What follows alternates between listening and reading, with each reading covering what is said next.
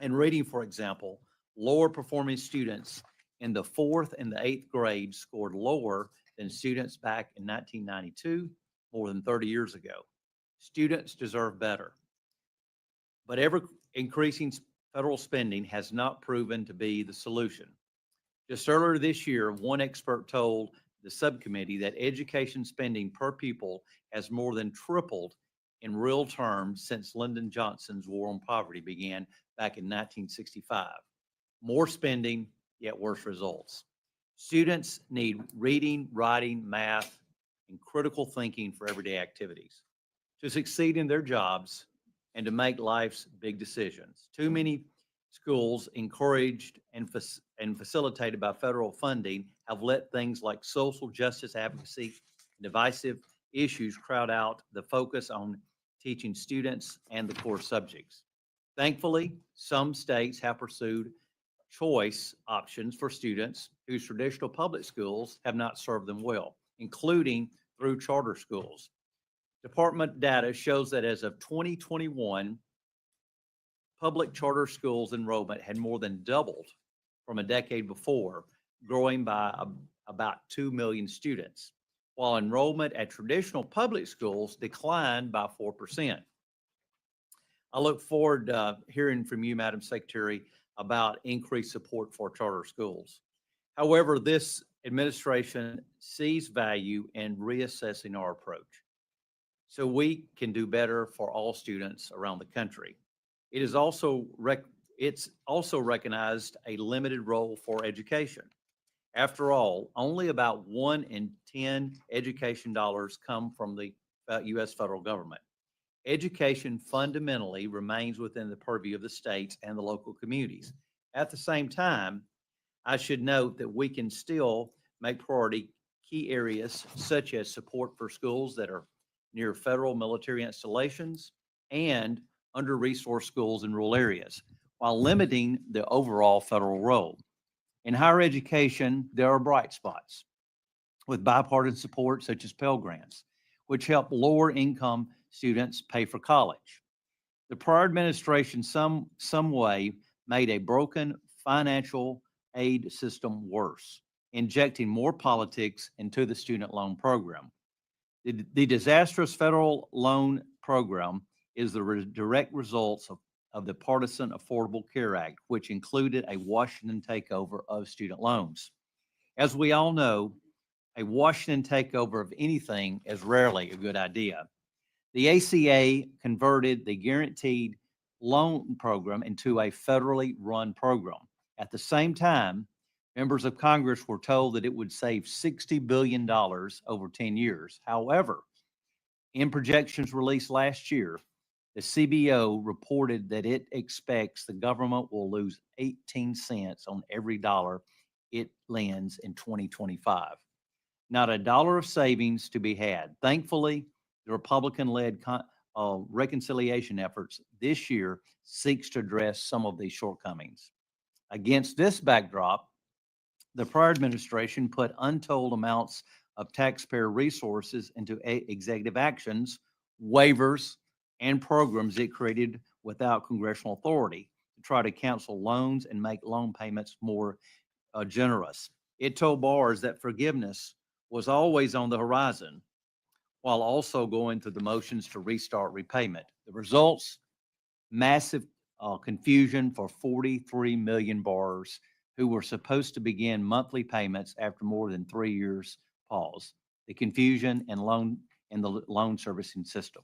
Because of the mass confusion that was created under the previous administration, the department estimates nearly that 1 in 4 of these borrowers, more than 10 million people, are in default or late on their payments, putting them at risk of future default.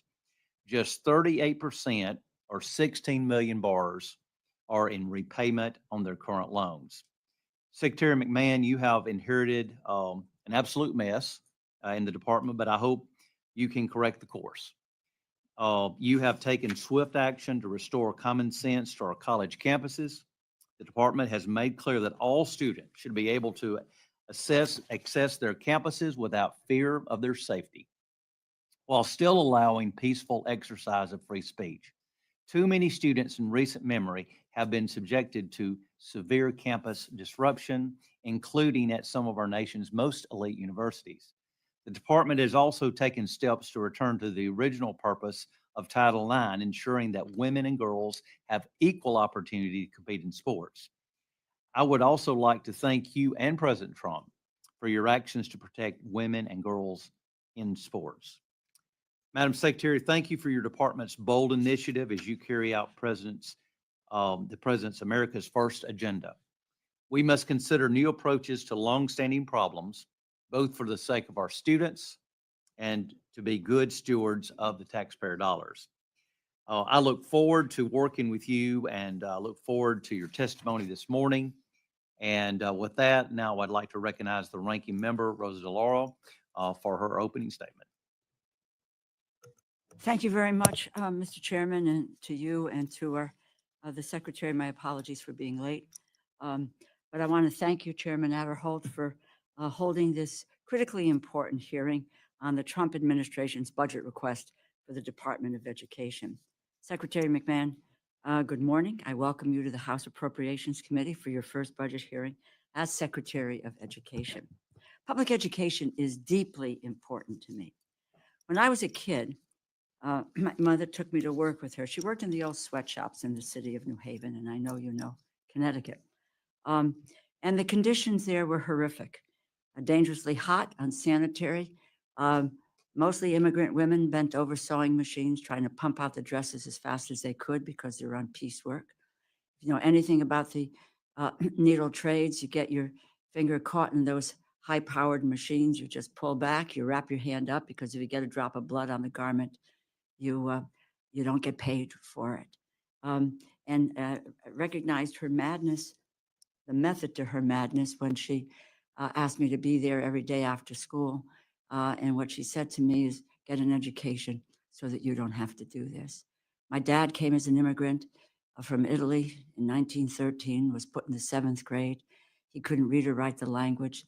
They laughed at him, his teachers and his classmates. He left school in the 7th grade and never went back to formal education. He served in the United States military, served on the city council in New Haven, and always was invested in his community. And again, he said to me, get an education. And he said, if you get an education, you can make $10,000 a year. So the whole issue of public education was critical to me and to my parents, as they sacrificed to get me the finest of educations and to allow me to realize my dreams and my aspirations. And that's true of the 9 out of 10 students in our country who attend public schools. And it's true of the stories of pretty much the entire population, of their understanding that what public education means to their lives and how it is the key to success. And I might just say that this budget, in my view, should be described as leaving every child behind. And that is why I strongly oppose your proposal to cut investments in education of our nation's children by $12 billion or 15%. It is clear that your mission is to dismantle our federal investments in the nation's public education. You and President Trump explicitly seek to eliminate the Department of Education, which Republicans have proposed for decades. But let me be clear with you. You will not have the partnership of Congress in your efforts to destroy the Department of Education and eliminate public education in this nation. Not on our watch. We will go over your plans to suffocate your own department and slash our investments in the education of our children and in students hoping to obtain a college degree. But before we discuss next year, I want to talk about what you're doing right now. The American people demand help with the cost of living, but President Trump is not laser focused on the cost of living. He is actually making it worse. He promised to fight for the middle class and working families, but instead put Elon Musk and wealthy billionaires like yourself in charge of the government that is meant to be of and by and for the American people. Madam Secretary, the administration is recklessly and unlawfully freezing and stealing congressionally appropriated funds from agencies, programs, and services across the government that serve the American people. You, President Trump and Elon Musk are attacking public education to pay for tax cuts you stand directly to benefit from. Congress alone holds the power of the purse. It is right there in the Constitution.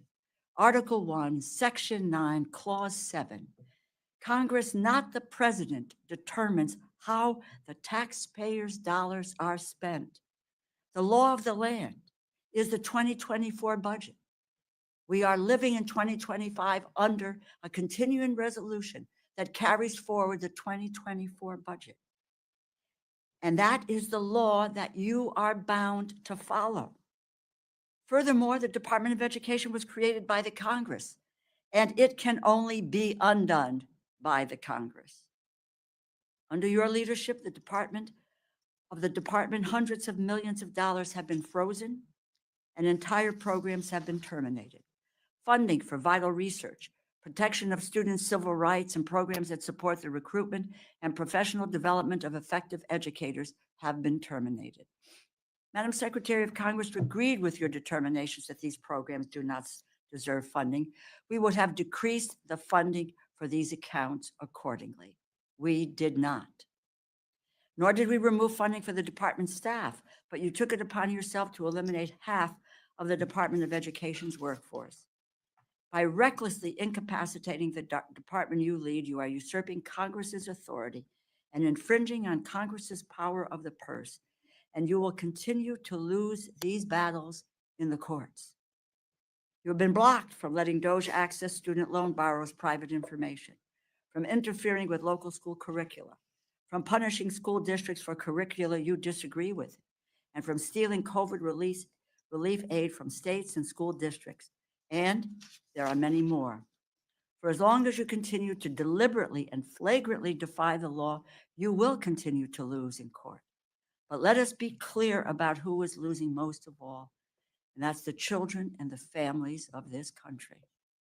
The consequences will be felt by students losing access to school psychologists, counselors, and social workers due to your shameful decision to cancel hundreds of grants for mental health services in public schools. These grants were created and funded by a bipartisan basis of this subcommittee and the bipartisan Safer Communities, including a mental health program that I created after hearing how desperately it was needed in schools across Connecticut. We are not talking about hypotheticals of what ifs or worst case scenario. This lawless and cruel destruction has happened and is happening under your watch today. Turning to your budget request for 2026, I want to note that the administration has provided sparse detail about your proposal to cut the Department of Education by $12 billion. We have no idea where that $12 billion is coming from. A central component of your plan for elementary and secondary education is to eliminate 18 unspecified competitive and formula grant programs, replace them with a $2 billion Brock grant to states, yet at the same time, you propose that we provide $4.5 billion less to educate our nation's children overall. A block grant is a cut. All of my colleagues here know that the states cannot afford to pick up the slack. Your visions for students aspiring to access and pay for college is particularly grim. You take away need-based financial aid for 1.7 million students, and you eliminate the federal work-study program, opportunities for more than 500,000 students who need it to help finance their education. They are from working families, middle-class families, vulnerable families, and they work in order to be able to pay for their education. These are students from working class families. They're working their way through college. You know, some families do not need financial assistance to go to college, but that's not true for the rest. Madam Secretary, in the middle of a cost of living crisis, you are pulling up the ladder for everyone who has not found their way to extraordinary wealth or even enough to simply make ends meet. What will happen if you get your way? What will happen if your department is dismantled and our investments in education vanish? Madam Secretary, your grandchildren, my grandchildren, Elon Musk's grandchildren, President Trump's grandchildren will be just fine. But it's the children and the grandchildren of hardworking Americans will suffer. And they will fall further behind those whose families enjoy enormous wealth and privilege. I do not believe the American people want larger classes, fewer teachers, but that is exactly what you are aiming to deliver. I do not believe students and families want you to turn a blind eye to predatory, for-profit charter schools and colleges, but you appear prepared to continue to let scammers steal the money and the educational dreams of hardworking families and aspiring graduates. I understand the administration is eager to find a way to give yourselves a tax cut, but by doing so and dismantling public education is indefensible. Your actions are lawless, they reek of disdain for public education, and they are hurting the most vulnerable in our nation. Education is not a handout. Education is not waste, fraud, or abuse. As a leading Democrat on the Appropriations Committee, I assure you that I will never stop fighting against this dangerous dismantling of public education, which is undermining and jeopardizing the futures of millions of children in this country. I look forward to your testimony, and I yield back. Thank you, Ranking Member, and I now would like to turn to our witness, Secretary McMahon, and you'll have 5 minutes to deliver your opening remarks. You submitted written testimony. It will be included in the full record, but we do recognize you and look forward to your comments. Thank you very much. Chairman Adderholt, Ranking Member DeLauro, and distinguished members of the subcommittee, thank you for having me today to represent a department on a mission. Its final mission: to wind down the Department of Education responsibly, cut waste, and give education back to the states, parents, and educators, all in a lawful fashion. With your partnership, the fiscal year 26 budget will take a significant step toward that goal. We seek to shrink federal bureaucracy, save taxpayer money, and empower states, who best know their local needs to manage education in this country. We have reviewed our programs and identified spending that does not fulfill the mandate of trust the American people have placed in President Trump. We've reduced a department that was overstaffed by thousands of positions, cut old contracts that were enriching private parties at taxpayer expense, suspended grants for illegal DEI programs, and now are putting forward a budget request that reduces department funding by more than 15%. At the same time, we're working to make American education great again. In our conversations with governors, teachers, and parents across the country, we hear calls for accountability and more local control. That's our goal: to give parents access to the quality education their kids deserve, to fix the broken higher education industry that has misled students into degrees that don't pay off, and to create safe learning environments for our students. We're holding institutions to account when they facilitate discriminatory or hostile environments on campus. A level playing field with limitless opportunity is a vision I think we all can share. Our budget reflects this vision. Its cuts reflect a bureaucracy that is getting out of the way, and its continuations and increases represent smart spending that will help improve student achievement, not serve bureaucratic interests. Our goal is clear: make education better, fairer, and more accountable by ending federal overreach and empowering families, schools, and states who best know the needs of their students. I'm eager to partner with you to make this vision of the future a reality and to ensure every child is part of it. Thank you, and I look forward to your questions. Thank you, Madam Secretary. And again, we appreciate your attendance here today before the subcommittee. The latest National Assessment of Education Progress report, our results are quite honestly pretty unacceptable. Too many students have fallen behind in basic subjects, and they have not realigned learning loss during the time of the pandemic. For the sake of students and their parents, I appreciate your call for bold change. As we re-examine our approach to education, I think it's important to recognize that we can appropriately limit the federal role in education while continuing support in key areas. As I mentioned earlier, schools near military installations and under-resourced rural schools. Could you talk to us a little bit about the department's plan to refocus on the core educational achievement while reducing the bureaucracy overall? Sure. Well, I have, thank you very much.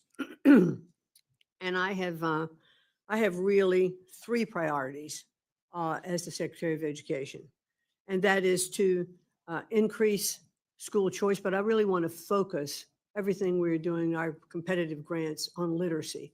I think that is the absolute basis of what we need to do. We want to increase school choice for students so that we don't have children trapped in failing schools. And we want to return education to the states, and that's really our priority. So it's threefold and very simple. Let's focus on literacy. What we're seeing in those scores that you're talking about, Congressman Adderholt, is a failing of our students to learn to read. From first through third grade, or pre-K into third grade, you're learning to read. And after that, you are reading to learn. And if you cannot read, you cannot learn. And that is one of the reasons, I believe sincerely, that we have seen such decreases or failing in our schools, because we are not teaching our children to read. We've lost the fundamental basics. And I want to see our schools return to the science of reading, which focuses on phonics, which focuses on understanding and fluency in reading. Because if we can get that right, I think we're going to see a great deal of improvement in our schools across our country. But we're not doing it. And I think there have been programs that have been tried with the best of intentions, but they've not succeeded. Here we are today with a Department of Education that was really stood up in 1980 by President Carter. We've spent over $3 trillion during that time. And every year we have seen our scores continue to either stagnate or fall. It is clear that we are not doing something right. We need a change. We need a shakeup.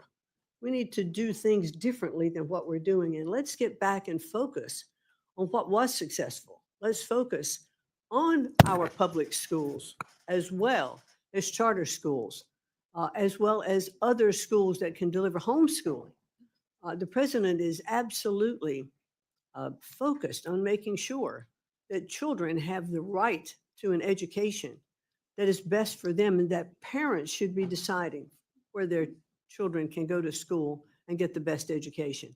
They should have those opportunities, whether they're private schools, charter schools, public schools, homeschooling. They need to have the choice so that they can succeed. I believe that parents know what's best for their children. I think that parents working with local educators, local superintendents, can develop those programs for schools which will deliver the best results. The president and I certainly agreed that the best education is that is closest to the child. Who better to know and understand what a child's needs are than that teacher working in the classroom, than that parent in cooperation with the teachers in that classroom to help understand what that child needs. So clearly, my focus is definitely going to continue on bringing education closest to the states. And I, like you, Ranking Member DeLauro, am a product of public school systems. My parents had dreams for me as well. I was an only child, and they really wanted to make sure that I went to college and had the opportunity for the American dream. So I appreciate very much that background and where you were coming from as well. Thank you very much. Oh, I noted earlier in my comments about 1/4 of the federal student loan portfolio is in default or late stage of delinquency. Borrowers who are very behind on their repayments would be in this category. Only about 4 in 10 borrowers are actually in repayment or current on their loans. And I think we need to be clear the impact of this situation that was set in motion by the previous administration is both individual and corporate. Individuals across the country are at risk of damaging their own credit ratings and going into default. This kind of financial damage can be devastating to countless constituents across the country. And our country is at risk of losing billions of dollars because of the previous administration's disastrous messaging about loan forgiveness and repayment. My time is fading away, but if you could just briefly tell us how the department is facilitating an orderly return to repayment, including directing struggling borrowers to available resources to help them get back on track. Well, thank you. And I think that is one of the keys. We are directing them through our website, studentaid.gov. They can go and look at the different payment option plans that they can be a part of to repay their loan. You're absolutely correct that we have lost hundreds of millions of dollars. I understand that COVID was part of some of those programs. It was right, I think, to take a step back during COVID. But once COVID ended, we should have resumed collection on those payments and voluntary payments. And I do believe that the past administration, with confusing messages that they were sending about loans being forgiven, et cetera, I'm not too sure why anybody would have stepped up and paid if they thought it was going to be forgiven. But we've put a program back on track now. We sent letters on May 5th. We're working through Treasury, through their collection efforts, to make sure that we have programs to collect that money. And I can report that today, since May 5th and those letters going out, we have now collected almost $100 million in back loans, some on a voluntary basis, and then some is restructuring the way those folks are going to repay their loans. So we're on the right track to, Okay, thank to get you. that. My time's expired, and like I said, every member will be recognized 5 minutes. I'm one to understand that there are sometimes the secretary can be finishing a question, and so I won't gavel down exactly 5 minutes, but I would ask you to be respectful of the chairman as I do this, to not go over too much. So when I start tapping, if you could start winding up, I would sincerely appreciate it. With that, Ranking Member DeLauro. Thank you very much, Mr. Chairman. I just might quickly make this comment, Madam Secretary. The state and local taxes today overwhelmingly pay for education in this country. Madam Secretary, you testify that we should not, quote, spend money without correcting underlying problems. That's what I love about serving on the Appropriations Committee. We're delivering appropriations to correct underlying problems. We have a nationwide psychologist, counselor, social worker shortage in our schools, which is why this subcommittee worked with Secretary DeVos to create new school-based mental health grants, bipartisan grants funded by Congress for years, the very grants that you canceled on the eve of the National Mental Health Awareness Month.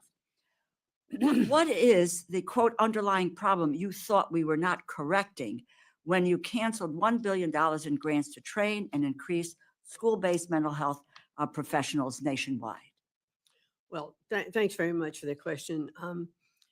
I think when we look at mental health nationwide, it undertakes many particular facets.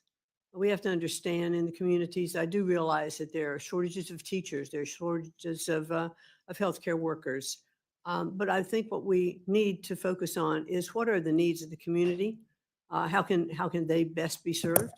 And so we want to make sure that we have healthcare professionals in place. But what we were finding was there were a lot of instances where the money was not being used really for healthcare programs. But I think if we are looking at healthcare, we would look more, I think, at funding locally so that those people can be brought in. Excuse me for interrupting because the chairman has talked about time, but it would then be very happy if you could provide to us.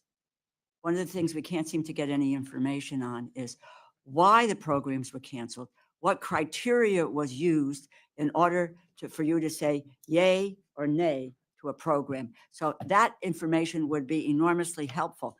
I would just think, I don't know, but I know the state of Wisconsin here had multiple grants canceled that have reduced the ratio of mental health professionals to students by more than 10%. You've not answered the question about the issue of mental health, and that we've got a nationwide problem in mental health, and we've let all these people go. Guilford County, North Carolina, used their grant to help provide mental health services to 1,000 additional students, reducing rates of chronic absenteeism. Did you consider the success of these programs before you canceled them? Well, they've not been canceled. They are continuing at this point, but they might not be continued as we go forward. And I will get back to you on that. Well, okay, please do, because these grants, as I understand it, were canceled, as I said, on the eve of the National Mental Health Awareness. So, and in Wisconsin, the grants were canceled. North Carolina, there are many, many other examples of grants that were canceled, and we too will look into that effort. In 2024, 2025, Congress appropriated more than $200 million for school-based mental health services grants and the mental health service professional demonstration grants. Are you freezing or withholding funding that Congress appropriated in 2025 for mental health services for students? Do you commit to us to following the law, fully obligating the funding that Congress appropriated for mental health services for students, and to obligate those funds by September 30th of this year? Or are you planning to break the law by impounding congressionally appropriated funds? Well, I can certainly report to you, Ranking Member, that we are evaluating every single program. We're looking at it very carefully. We are continuing or not continuing some funds as we look at them. And as we go forward in the budget, I am happy to get back to you. Well, But the point it's a is that careful these- evaluation of the programs that are going understand it. forward. With all due respect, this is money that was appropriated. It is in the 2024 budget, which is what we are now dealing with. And so I have to understand from your answer that in fact you are not going to abide, maybe you're not going to abide by the 2024 numbers. So that means that you plan to break the law by impounding congressionally appropriated funds. Yes or no? We are going to abide by the law. Then that means, I just want to just say, that means that you are going to spend the dollars appropriated by this subcommittee to carry out those programs as directed in the 2024 budget that we are living under for 2025. So that means by September 30th, that money will be expended for all of the programs that are listed. We will abide by the law. Okay, thank you. I'm happy to do that. Will you have a second round, Mr. Chairman? We're going to try. Okay, thank you. Mr. Millar. Thank you, Mr. Chairman, Madam Secretary. Appreciate you being with us today. I, along with Senator Tim Scott, co-chair the School Choice Caucus, and I was really pleased to hear your priorities, your focus on accountability, local control, empowering parents and students.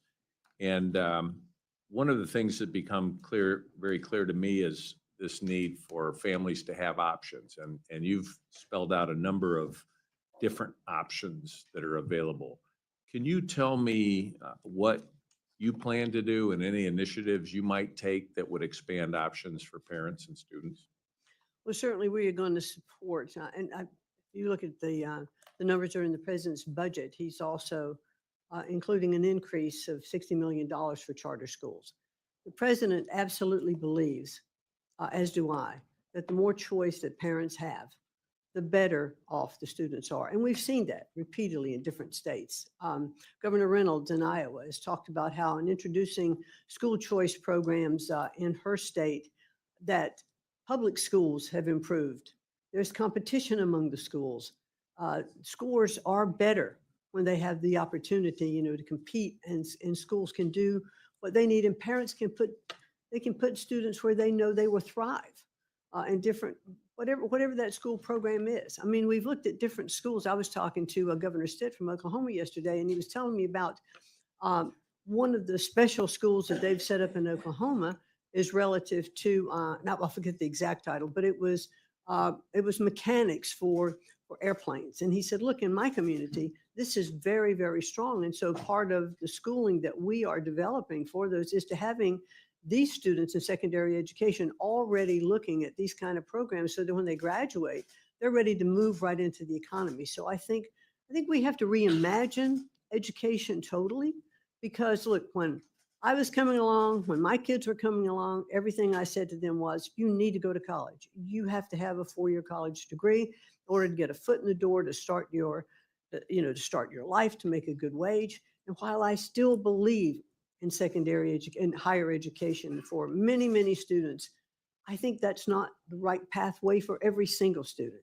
And I think we need to focus on the programs in those communities, in those schools, and give local communities the opportunity to develop their curriculum, as I mentioned with Governor Stitt, around what is necessary needs for their community, we'll have more success. We'll have higher graduation rates. We'll have students stay in school when they can focus on subjects that are of interest to them.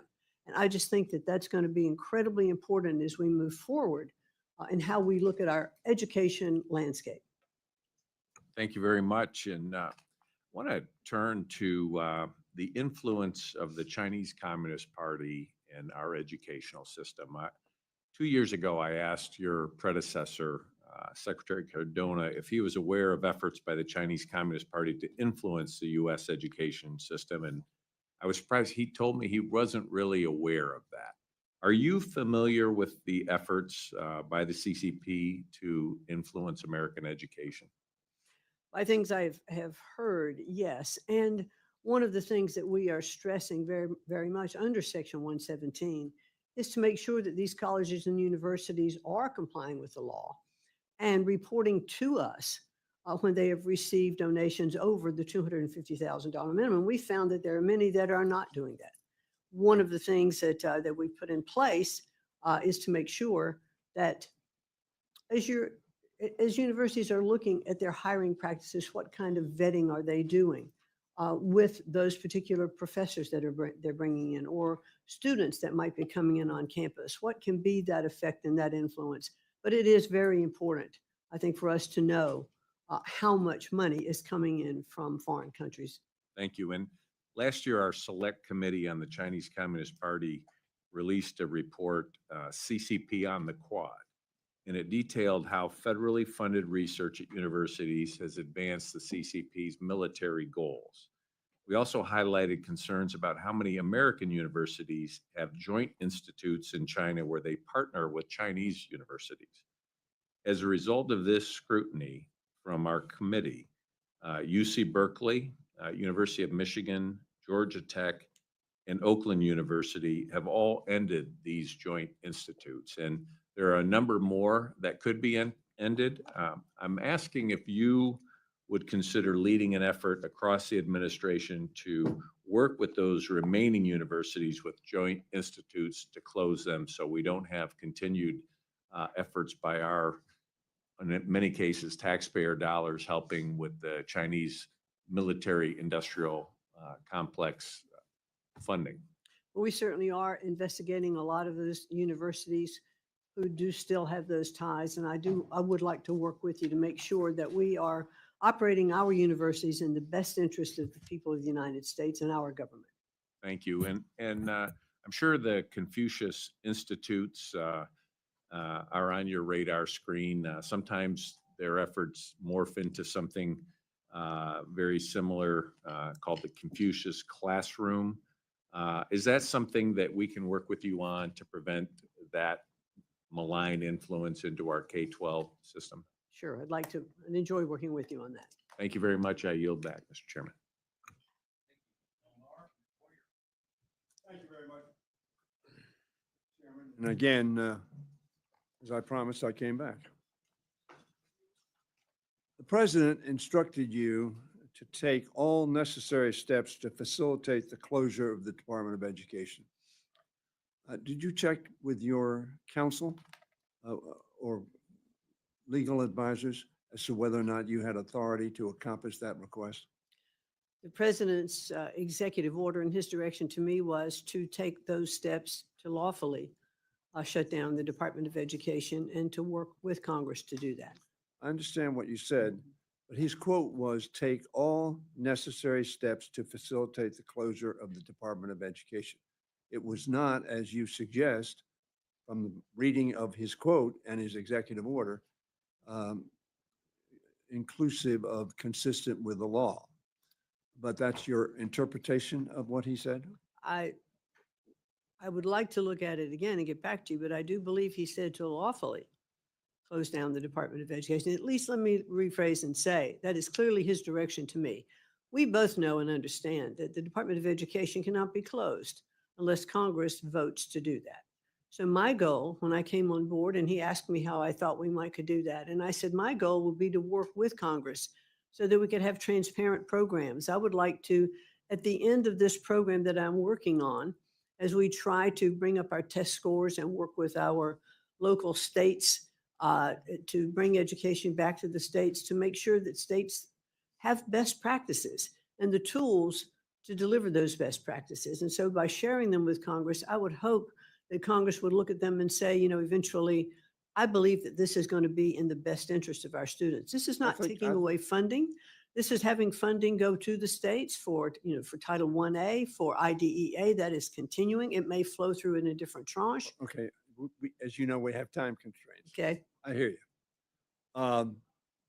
Having said that, does the budget that is submitted to the Congress of the United States for fiscal year 26 include full funding for those programs that the Congress has authorized and directed be established and carried out?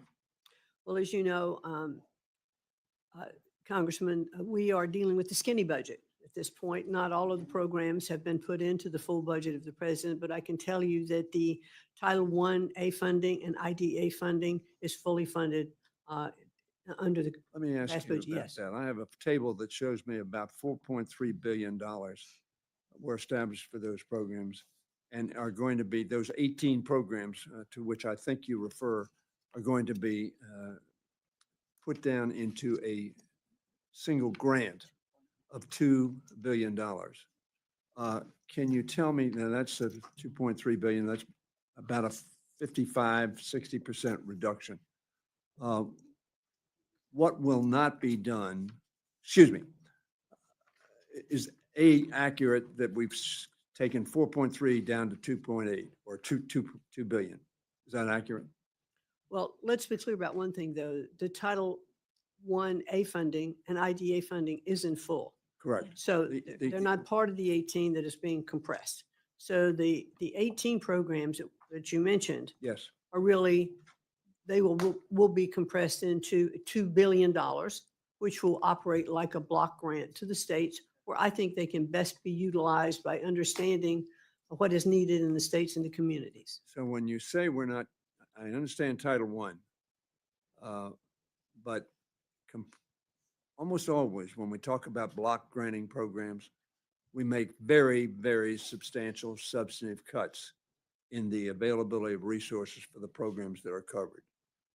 That is my reading of 18 programs going into, which we are now spending 4.3 billion on, down to $2 billion.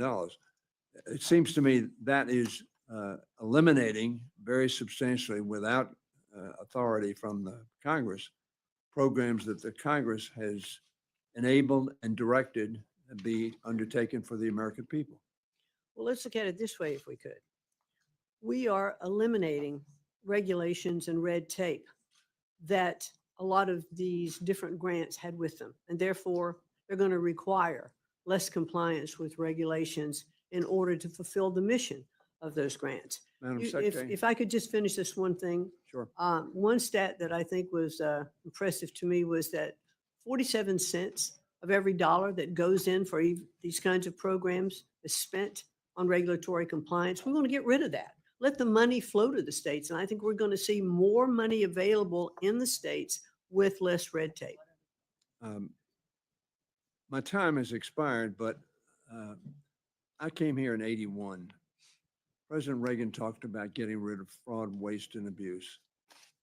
The deficit was increased by 189% under President Reagan. Fraud, waste, and abuse, nobody on this panel, on this side or that side, wants to have fraud, waste, and abuse. We all agree on that. That is not what you're cutting out when you take 55% or 60% reduction in 18 programs. I guarantee you. Thank you, Mr. Chairman. Thank you, Mr. Chairman, and thank you, Secretary, for being here this morning with us. Let me start by saying it's amazing to me that our colleagues on the other side of the aisle want to defend an agency that I believe has become an abject failure. If you look at the stats of students across the United States, the reading scores have plummeted, the math scores have plummeted. We are not doing well in science, and we have to do something different. You mentioned Oklahoma and Governor Stitt, And in Oklahoma, we have certainly adopted charter school programs and have expanded school choice. And I think it's important to talk about why school choice is so important. You have students attending Good Shepherd, which is a school in Oklahoma that is focused on making sure that our students with developmental disabilities, particularly with autism, have the opportunity to attend a school that meets their needs. You have Mission Academy, which is a school that helps children who are battling substance abuse. It's a very unique environment for them to be able to leave a public school, in many cases they've been in, and be able to get a specialized education, but also address the issues of substance abuse with these young people. So I applaud what you're trying to do. I think it's important that we look at the results. That's what we're looking for here. As a mother myself who decided to send my children to a private Catholic school because I wanted them to get a faith-based education, that was my choice. And I appreciate that. And it is frustrating to me to hear my colleagues, um, talk about how great education is when we know the numbers say something very different. So I want to start with that. I applaud your efforts to return education to the states and reduce the bloated DC bureaucracy. In 2023, the average US Department of Ed employee made $112,000, and the average teacher in my home state of Oklahoma made $61,000. As you know, under President Trump, the department was the smallest cabinet level agency, but controlled the 6th largest budget. I would like you to maybe in more detail describe some of the reforms you're implementing to cut waste, fraud, and abuse at the department and return education to the states. And particularly, I want to make it very clear, you said something in a previous response that I think is worth noting, and that is you are not eliminating Title I-A funding and you are not eliminating IDEA funding, which is important to students and families in my state. But can you elaborate a little bit on what you're looking at restructuring for the Department of Ed? Certainly. Well, well, first of all, we did look at numbers of employees we had at the Department of Education, and based on the fact that we are looking to wind down the department, we started looking at, was there overlap in the number of people that we had? So we did reduce the department by about half, but we brought some back when we really evaluated all of our programs. I think we've looked at them very carefully. We wanted to make sure we had the right number of people doing the right number of jobs. We are doing that. We are delivering on all of our statutorily required programs. We haven't missed a beat on those. And so I'm happy to report that. And so I think that was a big thing. But when you also look at rent, when you look at utilities, when you look at building space, we've decreased that footprint. So we're having savings there. But other ways we're looking at savings, we have examined some of the contracts.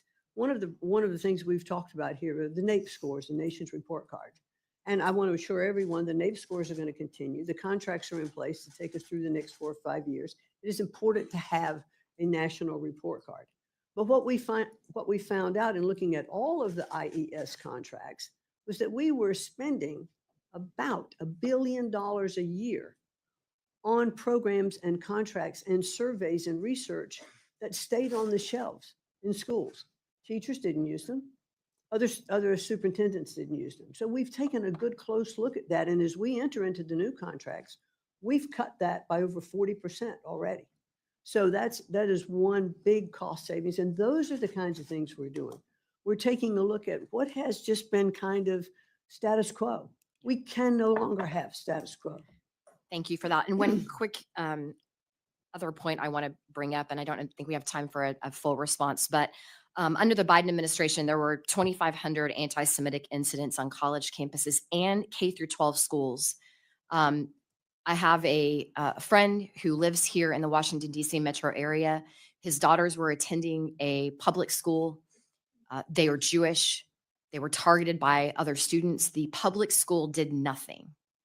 And they were forced to remove their children from that public school and put them in a private school. So I hope you will continue to fight to stand up for our friends so that they don't continue to see this anti-Semitic rhetoric across the country in schools. So with that, Mr. Chairman, I yield. Mr. Pocan. Thank you, Mr. Chairman, and May I thank you, just- Madam Secretary. No, I think it's my question time if I can. I thought I had a They'll few more start the seconds. clock. I just don't want to lose my clock. Oh, And if we fine. could do short-term answers rather than long-term ones too, that'd be helpful, just because I got a lot I'd like to talk about. Let's Some- talk about some waste, need fraud, and abuse a explanation. little more about Doge. So you fired 1,300 people, another 600 people took Elon Musk's deferred resignation offer. Did you fire the people or did Doge fire the people? I'm not completely clear on that. Most, excuse me, most of that restructuring happened under the acting. Short term, did you fire or did Doge Well, fire? I'm going to tell you who I fired. I know, that's why I'm trying to get short term So questions. the It's short one or term the is- other, well, right? You're using our time. Yeah. So we, most of that was done before I came on board. However, the Doge- decisions in the department I run the department. Doge does not run the Okay, so you department. didn't answer the question. Did you fire them or did Doge? It's real simple. A good majority of that happened before I came on board. Okay, by good majority, 2/3, 3/4? But yes, I'd say. Okay, fair. Okay. And how many times did you meet with Elon Musk? I've about met firing? with Mr. Musk probably 3 to 4 times now, Okay, not including when I was on the transition committee and had several opportunities to speak with him. sure. And then if I understand it right, on your Department of Education employee roster, you have right now at least is about 16 Doge employees. Is that correct right now, working with I you? can get back to you to the exact number. I don't think it's that high, but we Okay. do have, they are employees. Those that we have are employees of the federal. And when government. you did their background checks to see how they're qualified about education, how many had undergraduate degrees and how many had graduate degrees in I education? can get back to you on that. Okay, so you don't know offhand. No, Did you ask that question? no. No, okay. Did you ask if any of them were teachers previously? I did not interview those people that are part of the Okay. Doge group. And did you ask if any of them worked in schools? Did you know if they were Actually, I had a asked? conversation with one of them yesterday who did have a background in education, technology education, and had worked across several different aspects. It was really schooling me a little bit on some of the AI things that we could bring in. So one of them had a good background, good. Any of them work in universities that you know of prior? I don't know. Okay. Fair enough. So part of my concern is, I know yesterday there was this big splash, Elon Musk is stepping back. We call that horse hockey where I come from, right? We know it's not real. He's in the back closet. I understand you guys don't want his, front and center, but he's still in the room and he's still making a lot of these decisions. And that's the real problem that I have is, you've got a bunch of folks that he brought in that you've admitted you didn't hire, you don't know their backgrounds if they have anything in education, yet they're helping you fire half of your employees right now. And I'm really concerned about that. Do you know if any of them have requested or gained access to any sensitive data held by the department, including student loan borrower data? Well, as government employees now, they have been vetted through the same process than any other government employee would. And so what access would be granted to other government would have, employees, they okay. have. That's fine. And then do you know the number of people that you've had to reinstate of those fired? It's about 74. About Yeah. 74. So how did that happen? Because, I've been an employer for 37 years. The dumbest thing I could possibly do is fire someone just to rehire them, right? Because you've given them no job security. It's like beyond stupid, right? Not saying that because you didn't do it. Clearly, it sounds like this is from Elon Musk. But how did that happen that people got fired and no one thought of you might need them in your Well, department? some of that did happen when I returned. Okay. Now, I was in the private sector. I have done restructuring in firms, and it's painful to do that. Yeah. But and fire you- people wait, to no, rehire them? Have Well, you, here's the thing. like, usually that's not a strategy. When right? you are restructuring in a company, you hope that you're just cutting fat. Sometimes you cut a little in the muscle and you realize it as you're continuing with your programs, and you can bring people back to do that. Yeah, So or that's you what can we did plan in some- ahead and not fire people to rehire them, right? That would be another strategy that I think is more often used. Would you agree? Well, I'm saying that I have been on both sides of that coin, and I found them both to be effective. Okay, interesting. We have a different perspective on that, but maybe the world of all-star wrestling is different than my world of business to business. You talked about, I agree with you about contracts enriching private contractors at public expense. Does Elon Musk have any contracts with the Department of Education? First of all, I just It's need a to- simple question, well, please. I just, not This that I is know my of. time. I have 38 seconds, please, Well, Madam I don't Secretary. know if he does or not. You don't know if Elon Musk has any contracts in your department and you've met with him multiple times? Elon Musk doesn't have contracts in my department. So Department of Education, there are no contracts with any Elon Musk company. That's what I'm asking. Not to my knowledge. Okay.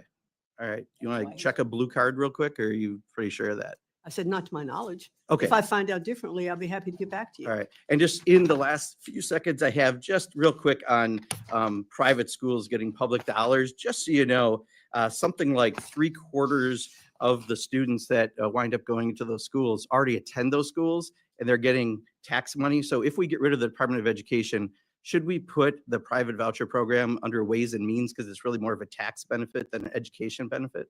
Well, I'm happy to get back to you on that as to how Okay. we restructure the Department of Education going forward and how those programs are handled. Great. Appreciate it. Thank you, Madam Secretary. You're welcome. Mr. Moore. Thank you, Mr. Chairman, and thank you, Madam Secretary, for being here. Typical line of questioning. Someone's a little obsessed with one guy. That's interesting. It's every hearing now.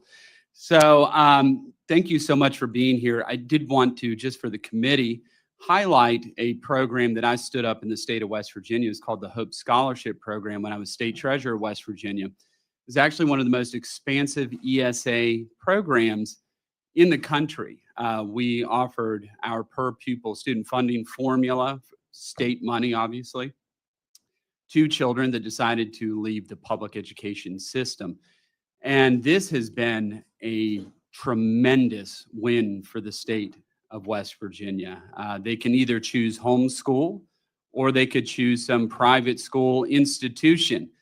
And we have seen, just since I started that program in 2021, our standard, our academic achievement in our test scores have increased by 3%. So a state like West Virginia, that's a really big deal. Now, our state, my state of West Virginia, we are one of the poorest states in the country. So we receive per capita more federal funding than most of the states. Compared to, say, like a wealthy state like Connecticut or New Jersey or Massachusetts, they're not receiving the same type of money that we are because we struggle in this. Now, that said, we spend more per capita on our kids on education than most states in America. And it's been a failure. And ever since the Department of Education has been instituted, we've seen academic achievement just plummet year after year. Every year it gets worse.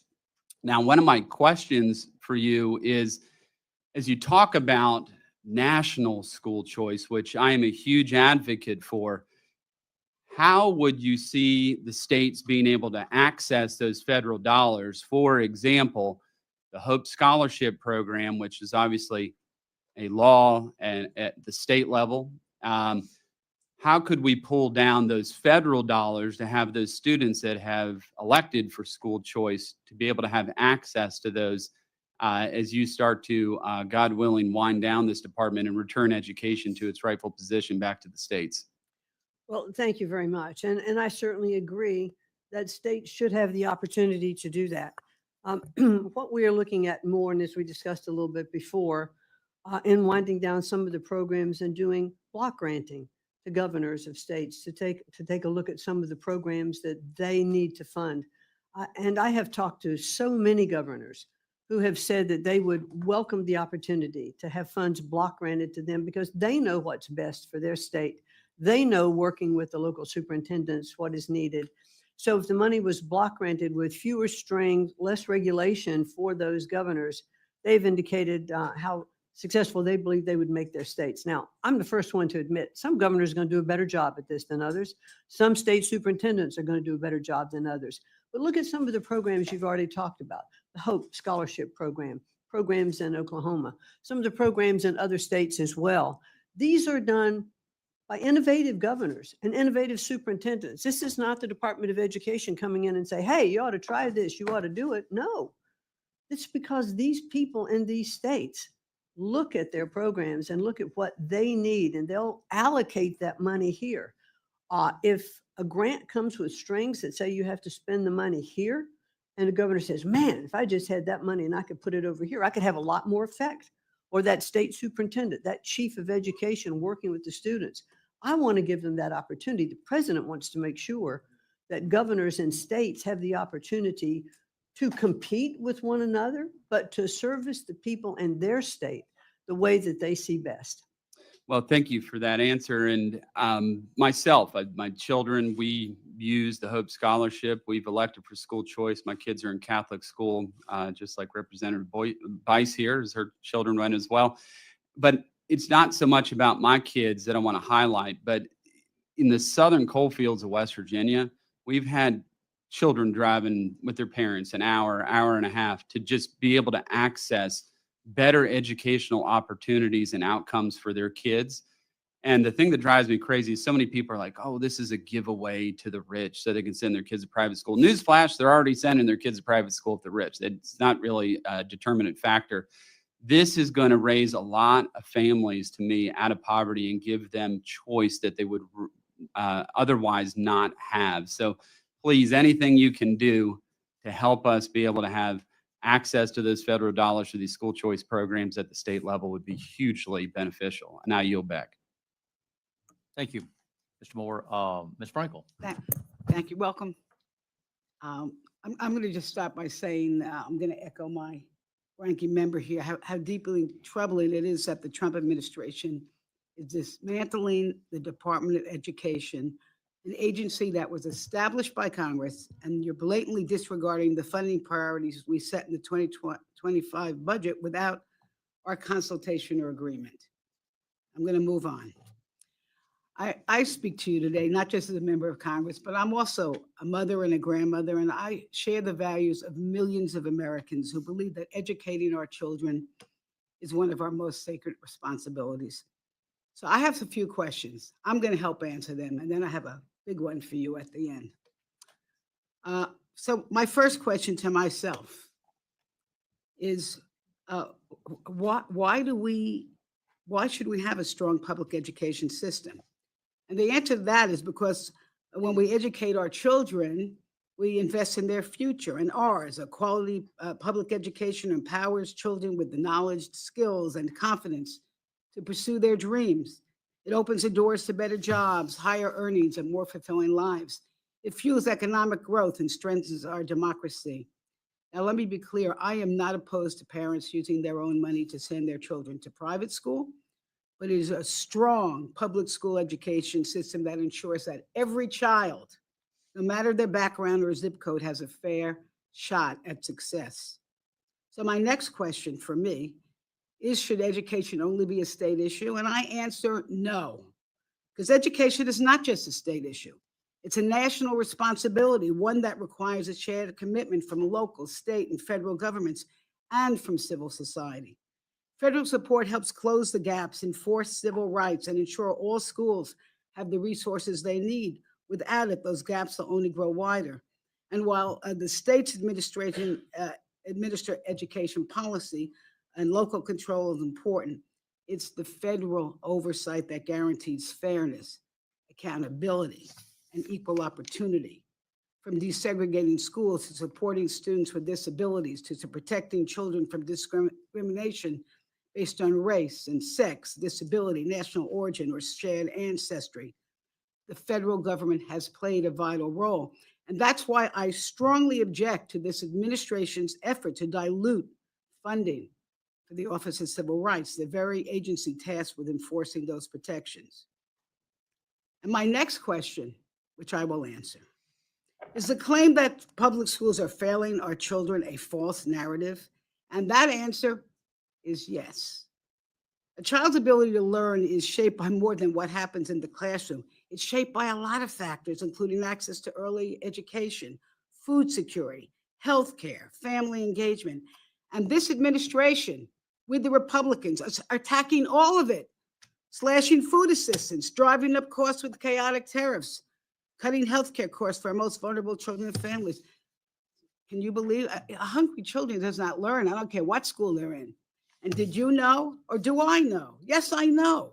There are hundreds of thousands of children on waiting lists to get into Head Start, a proven program that leads to a child's success in school.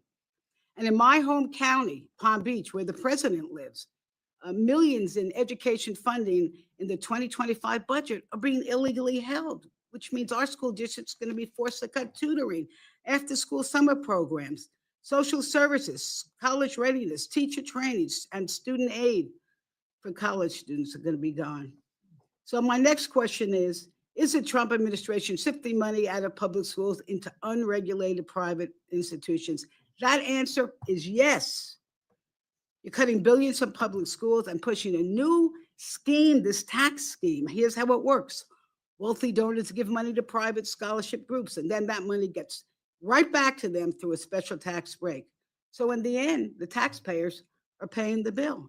There's no oversight. There's no accountability.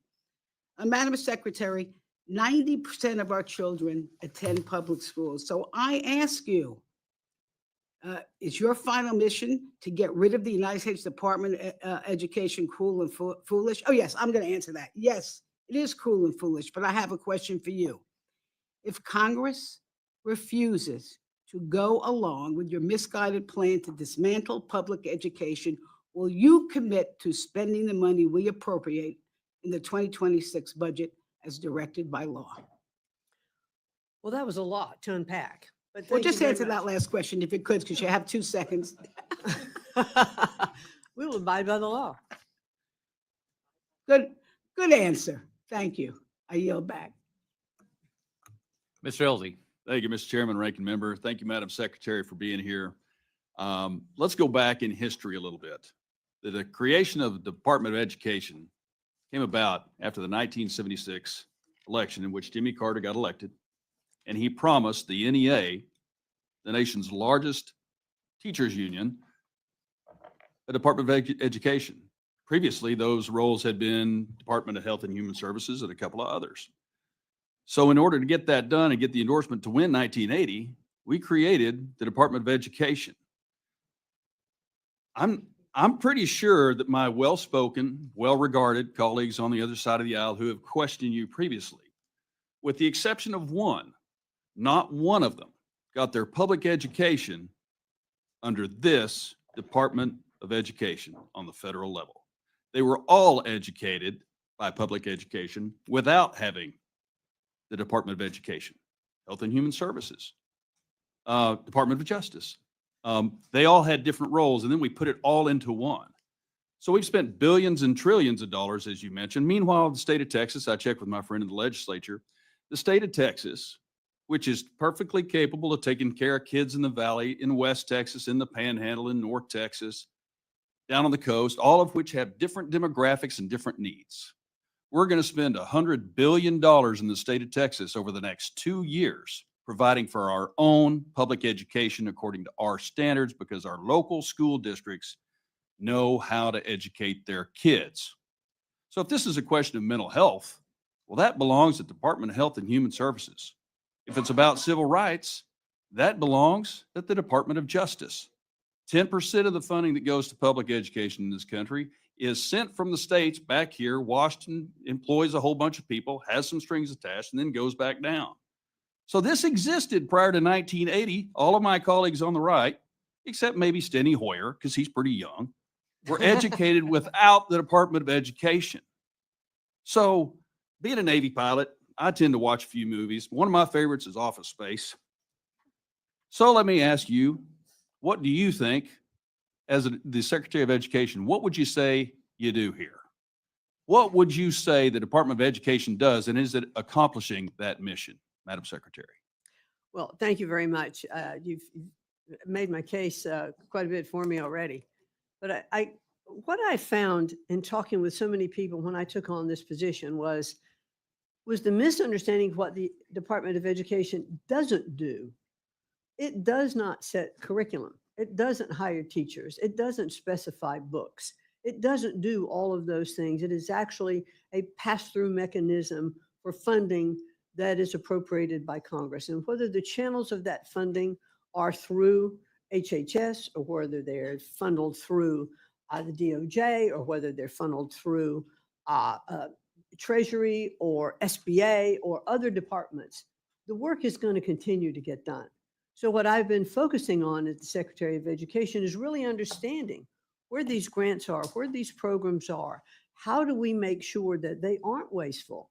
How do we reevaluate the contracts, as I talked before? Let's do savings going in as we're recommending, our budget cuts. Let's make sure that the programs that we're putting in place are best serving the students of those states. And that's the work that I'm focused on every day. Thank you. I want to make it clear to my colleagues that I think there's a lot of waste, fraud, and abuse in the federal government. Remember, 1980, Department of Education, 2001, Department of Homeland Security, which basically just added another level of bureaucracy and cost to the American taxpayer with a questionable amount of return on that investment on safety, because all those agencies underneath already existed, just like they do in the Department of Education. I would argue that I don't think that the folks of Connecticut want somebody like me telling them how to educate their kids any more than I want anybody from Connecticut telling me how to educate my kids in the state of Texas. This is better done at the state level. There's nothing about education in the Constitution, not one word. So my case is, if it's not in the Constitution, let's start with that. Let's reabsorb the functions of the Department of Education into other agencies just like it was before. And I think we're going to be just fine, as my well-spoken, highly intelligent colleagues on the right side who were not educated under the guidelines of the Department of Education as it currently exists can attest. Thank you, and I yield back. Mr. Harder. Thank you so much. And Secretary McMahon, thank you for being here.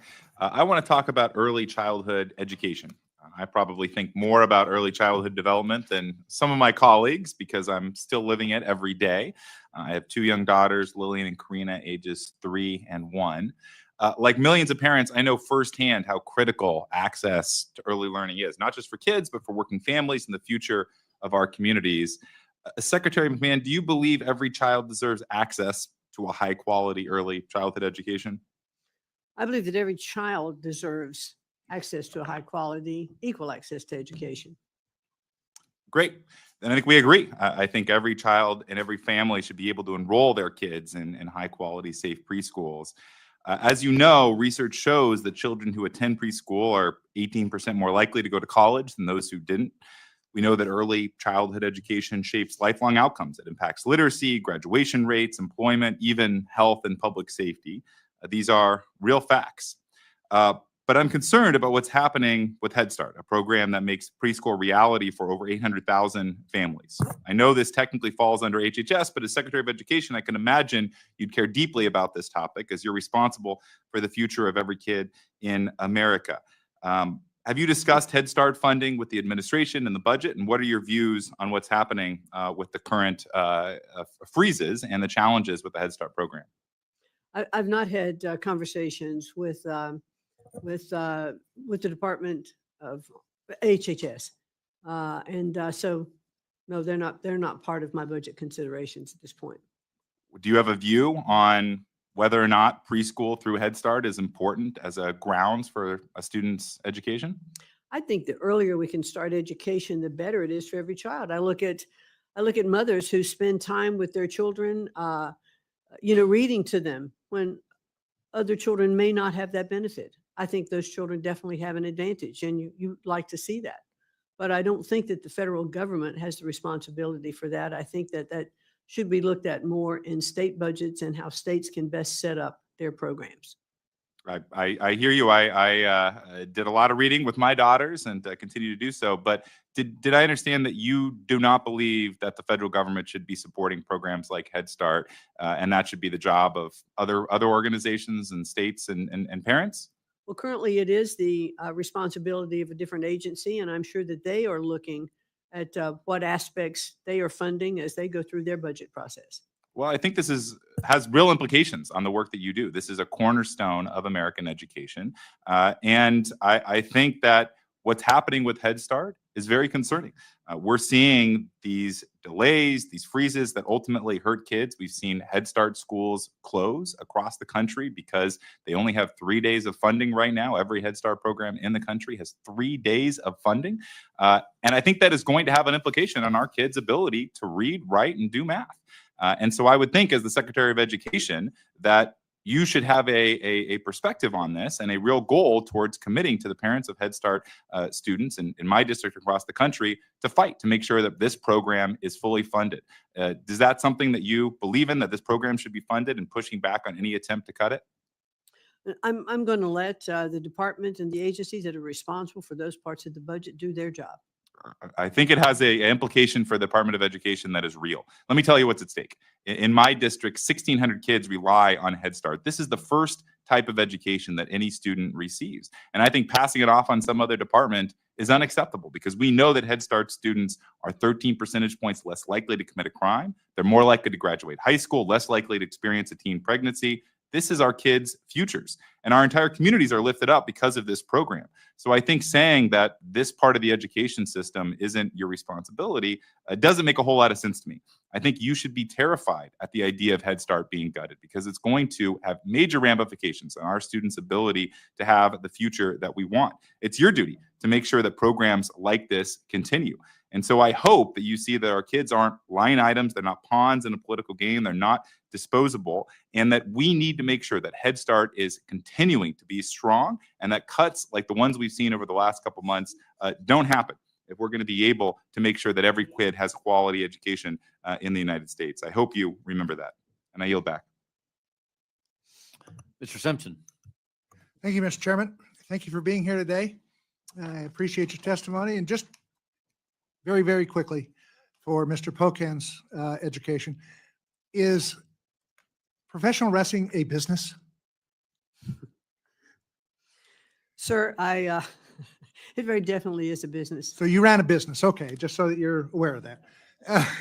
Anyway, let me ask you a couple of questions. I don't disagree with what my colleagues on the right have been saying. I agree with what Mr. Elsey said. Education, and I have no problem with trying to move much of this education back to the states.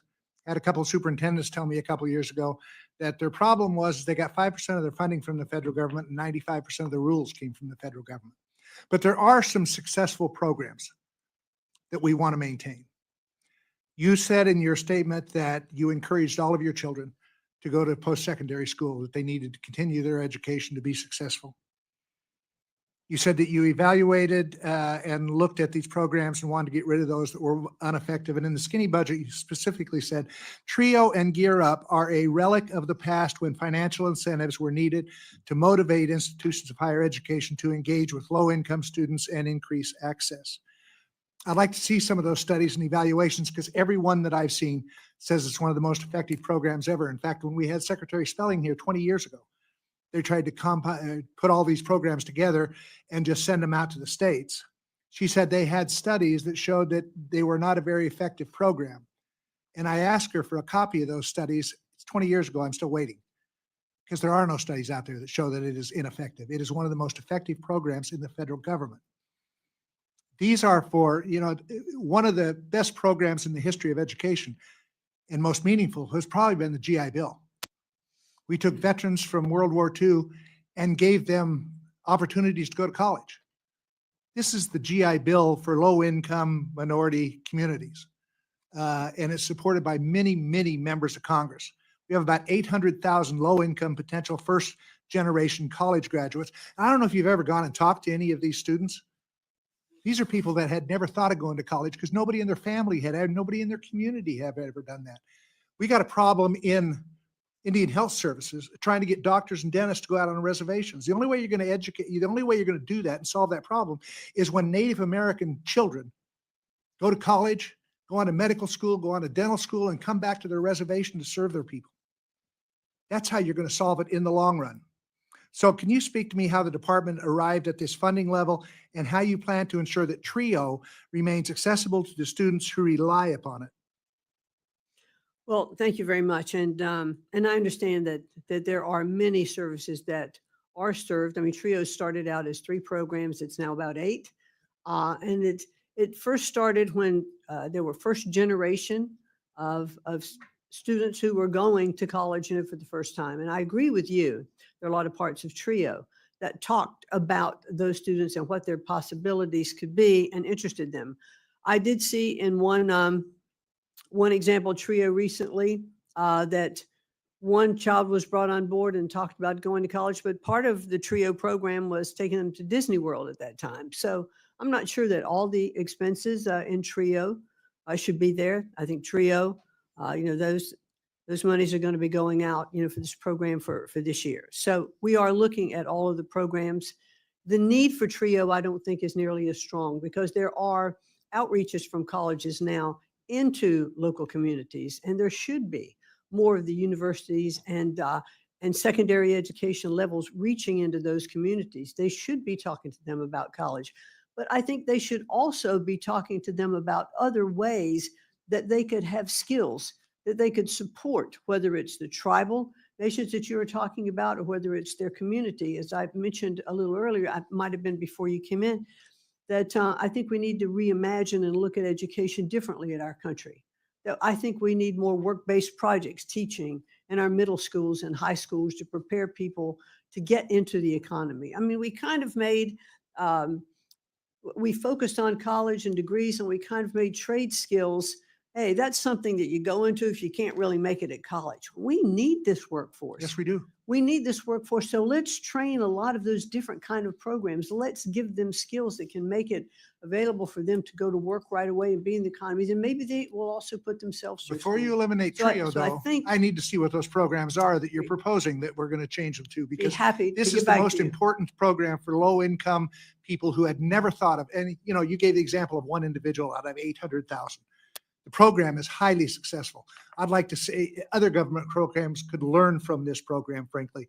And I would like to know, if we're going to change it, how it's going to change and how we're still going to have access to those kids. And I understand that the department has not yet released the continuation awards for the TRIO Upward Bound program, even though those grants expired on May 31st. Could you tell us where we are on those awards? Yeah, I believe that they will be going up by July 1.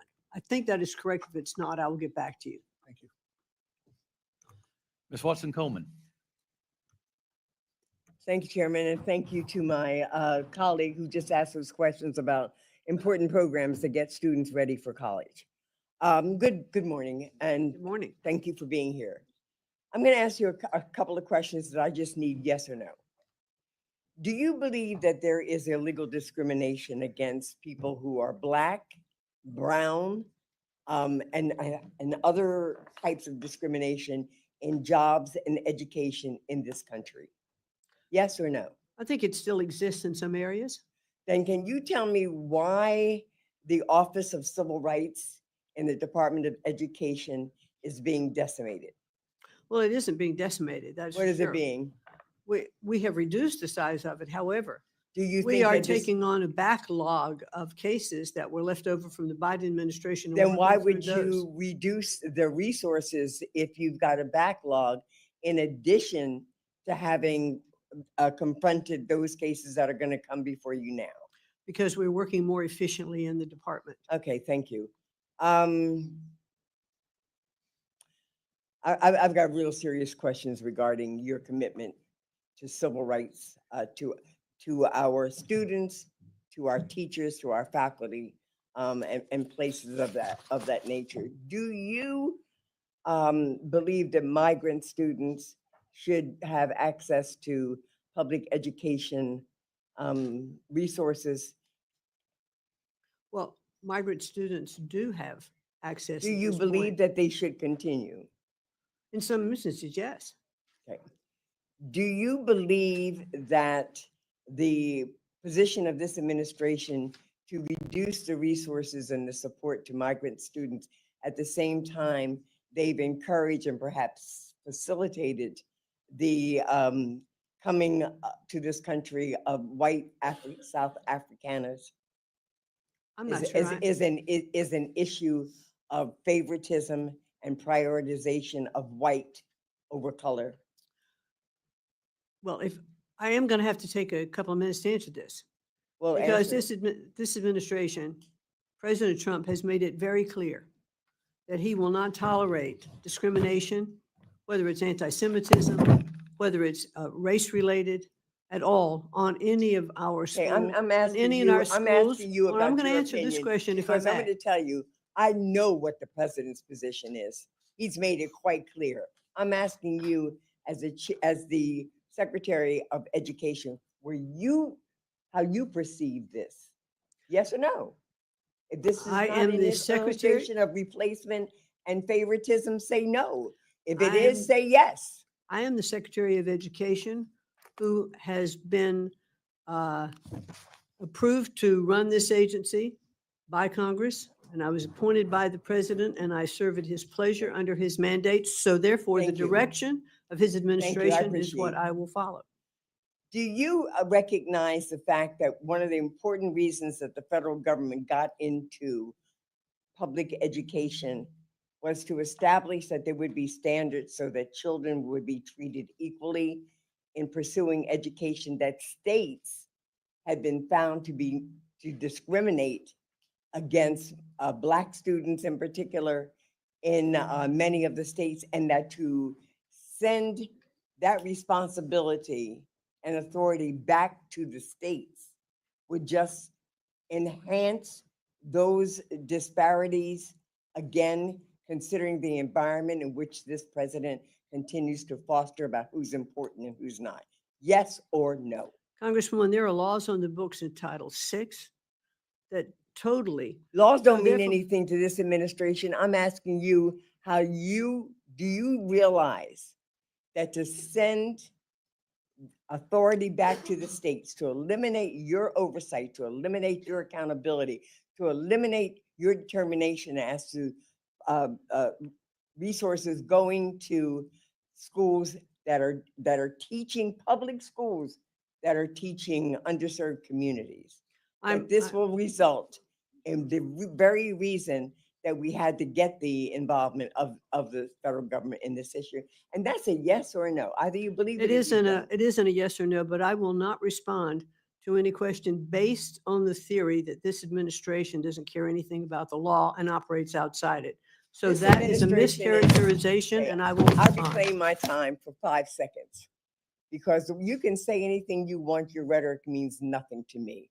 What means something to me is the actions of this administration, from the president of the United States conducting himself in a corrupt manner to his family, enriching him and himself corruptly, to determine that this administration can tell you what's right, what's wrong, what's lawful, what's not, that it can arrest judges, it can arrest lawyers, it can use its power to bully people. And I'm telling you, the Department of Education is one of the most important departments in this country. And you should feel shameful to be engaged with an administration that doesn't give a damn. Ms. Litlow. Secretary McMahon, thank you for being here, and thank you for your dedication towards furthering education in our country. We're so grateful to have you in that chair. And I think all my colleagues on this dais and most in Congress would agree that education is the answer. Education is the answer to lifting communities out of poverty. If you educate a child, you give them a future. And I know you believe that wholeheartedly.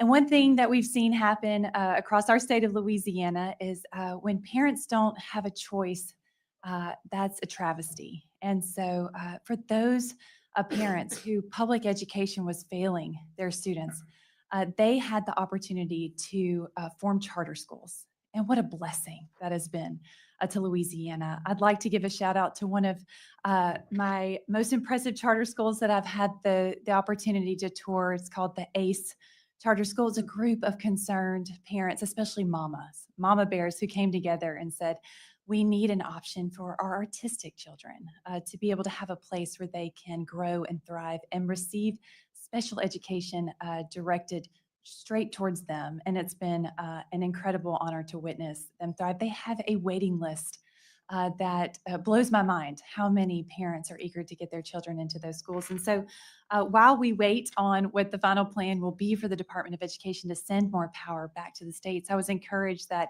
in the skinny budget, you plussed up a bit for charter schools, and would just like to hear your thoughts on how we move forward with that option for parents. Well, thanks very much for your question. And with the increase in the budget, I think the president is showing his commitment to wanting to make sure that all students had the opportunity of choice. There are about 1 million students on the waiting list now for charter schools. And hopefully this plus up in the budget, which is not going to cover all of the needs for sure, but will give more opportunity for charter schools and other options, for choice. I've seen the results of what happened in Louisiana. I know Cade Brumley Yes. who is your chief of education in the state. And I've talked to Governor Landry about a lot of the accomplishments that have happened. Yes. I've toured ACE and spent some Oh, time there that's wonderful. and was totally amazed with those students who many had said were uneducable, Right. and looking at the things that they have been able to do because they did have the opportunity to go to that particular school. And I'm very, very pleased that actually the founder of ACE has come on board with us for a short term at the Department of Education for her consult. So I'm very pleased about that. So I do believe that with more choice, with more opportunity, we will see our scores go up, because what's happened is there are many children that have been trapped in failing schools. And oh, my esteemed Congresswoman has left. I was going to say, one of the things that I think is the most detrimental to underprivileged students or any child that doesn't have equal access is they get trapped in a failing school, and that should not happen. They should have, their parents should have the ability to say, my child should be able to go to this school over here because they are doing better. They can do better if they have that opportunity. And if we continue to pigeonhole students in failing schools and not give them that opportunity, we are failing them. And quite frankly, we have failed in education in our country. When we see these scores continue to decline, and the answer is, we'll throw more money, create more programs, let's do more of this. It's not worked. It has not worked. The scores continue to go down. Where we've seen the most successes are in states with innovation policies. And I have the most ultimate respect for teachers. I think teaching is one of the most respectful professions that we have. It should be the most honored. And when teachers are allowed to teach and be creative and innovative in their classroom and not spend half of their day in compliance with regulatory requirements because of the programs that are there, we will see better outcomes and results. And I am a firm believer in that. I'm a firm believer that education is the cornerstone of our country. It's a cornerstone for developing our economics, our defense, and every other thing we do. But there does not have to be a bureaucracy in Washington that is dictating how our students and our children throughout our country do get educated. Could not agree with you more. And thank you for supporting our governor and superintendent. I think they're doing a fabulous job. And the numbers prove it did. as our scores continue to climb. Real quickly, I have a bill that I introduced, HR 3453, the Empower Charter School Educators to Lead Act, that would provide modest targeted planning grants using existing charter school programs funds to help experienced educators with early stages of designing a high-quality charter school. Do you agree that a small amount of planning funding can make a big difference in helping strong local applicants get their innovative charter schools across the finish line? Well, I do hope that this, plus up with the president's budget, some funds that can be used for many different kinds of programs. Okay, thank you for your time. I yield back. Ms. Dean. Thank you, Chairman Adderholt, Ranking Member DeLauro, for holding this hearing, and I thank you, Secretary McMahon, for being here today. I want to start with the role of the Department of Education. I come at this as a mother, as a grandmother, a former teacher myself, a former state legislator with two grandmothers who were public school teachers. I have a lot of experience with the education system in Pennsylvania as well as the country. First, the history of the federal education involvement. And Ms. Watson-Coleman was getting at some of this that I'd like to build upon. Federal investments in education began to increase dramatically in the 50s and 60s and 70s, in tandem with the rise of the success of the civil rights movement.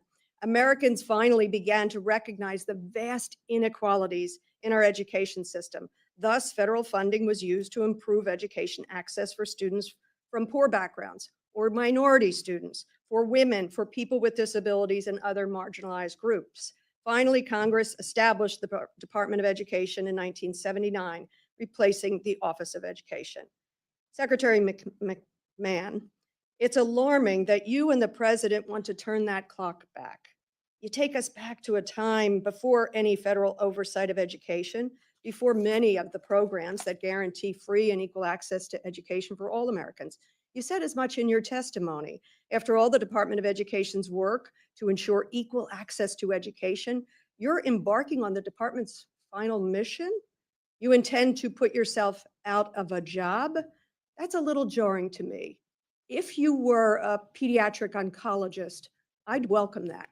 Let's get you out of a job through cures, through healing, through ending of pediatric cancer.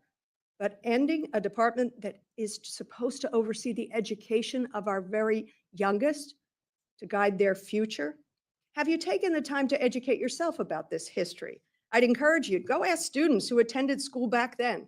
Black students, brown students, students with disabilities, students from poor families. What was access like for them before the Department of Education? Frankly, eliminating the Department of Education to me is rather Orwellian. The president and his administration don't want an educated populace. Why don't we just go back to the book 1984 if it hasn't been banned? It's clear to me, this administration wants an uneducated electorate so that Mr. Trump and his courtiers can control thought, therefore control votes and control the population. I'll note a secondary measure here that is going on. The increase in funding for charter schools. We know that charter schools originally were supposed to be incubators of the best ideas, great practices to be brought back into the public school education system so that every kid had an access to such things. But this administration and you who want to put yourself out of a job following the playbook, page 319 of Project 2025, first sentence, shutter the Department of Education. You're all following the book, that book. Too bad that one wasn't banned. And yet, privatizing is really the other ambition. An uneducated electorate and profit and privatization of our education system. Do you promise us that that isn't your ambition? That clearly is not my ambition. I think I've stated that very well today. Then why in God's name do you want to shutter it? Why don't you want to protect kids with disabilities? Why don't you want to protect kids who have been every decade denied equal access simply because of how much their parents make, the zip code they live in, the color of their skin? Why are you shuttering a department that's supposed to lift up those children? Because those programs don't have to flow through the Department of Education, and they can flow- flow through the state. I was a state legislator. That's called shift and shaft. I've spoken with the governor of Pennsylvania. They can't pick up the tab anymore for education of our students. Not to mention, it would be inequitable by state, by state, by state. Why are you in this job at all? If you don't have a dedication to the future of our children, why are you in this job? I too am a mother and a grandmother, and I want the best for my family going forward, for Vouchers. my grandchildren, for my great-grandchildren, and I hope to leave a legacy that we have established best practices for education that all the states can use. That would be a great legacy to be able to leave, to be able to show states these are some of the things that they can do. I think states have to look at their budgets. Madam Secretary, the legacy you will be leaving is that I shut down the Department of Education. How we educate our children determines not just their future, but our own.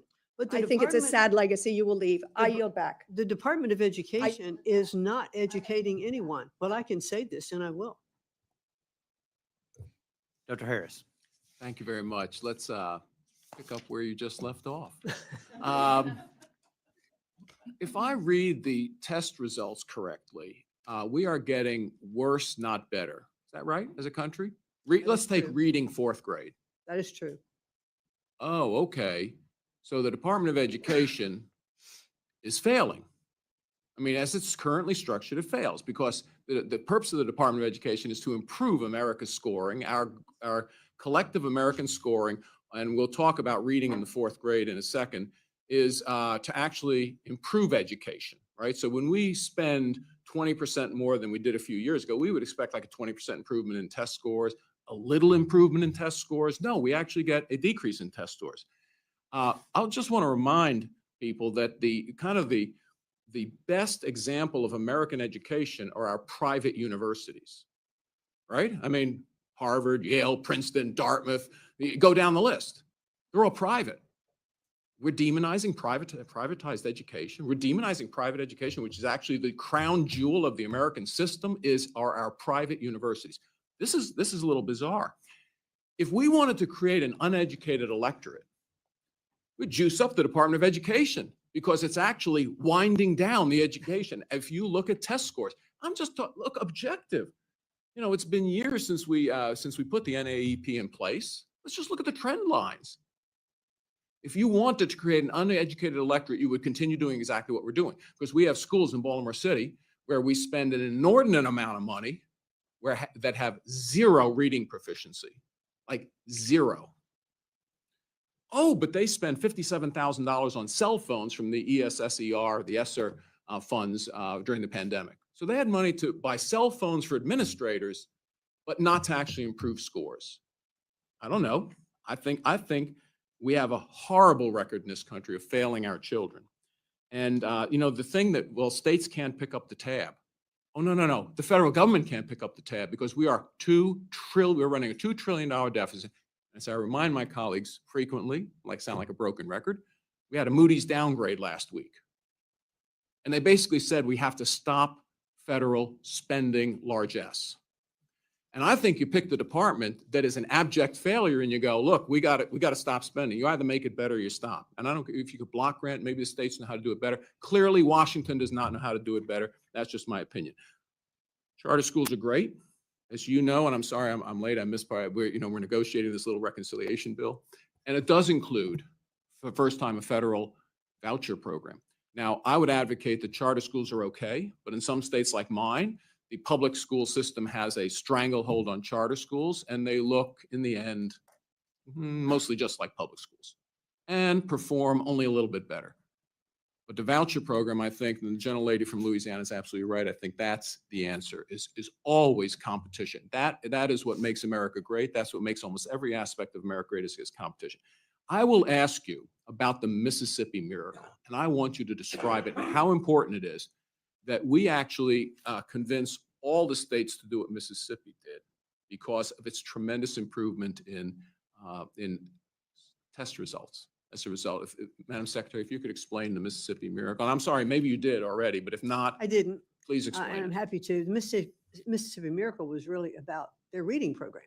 What they did was return to basics, what they've done in Louisiana, what Texas is now looking at, what other states are looking at too, and that is the returning to the science of reading. I did talk about that a little bit earlier, the science of reading, which is getting back to phonetics and teaching the way that students learn to read better in the beginning. And we are seeing incredible improvements. Mississippi Miracle, I think Mississippi was number 3 from the bottom in terms of their proficiency in reading. And through this program that they launched, they've come up to number 20, maybe a little higher by now. But that was a huge jump.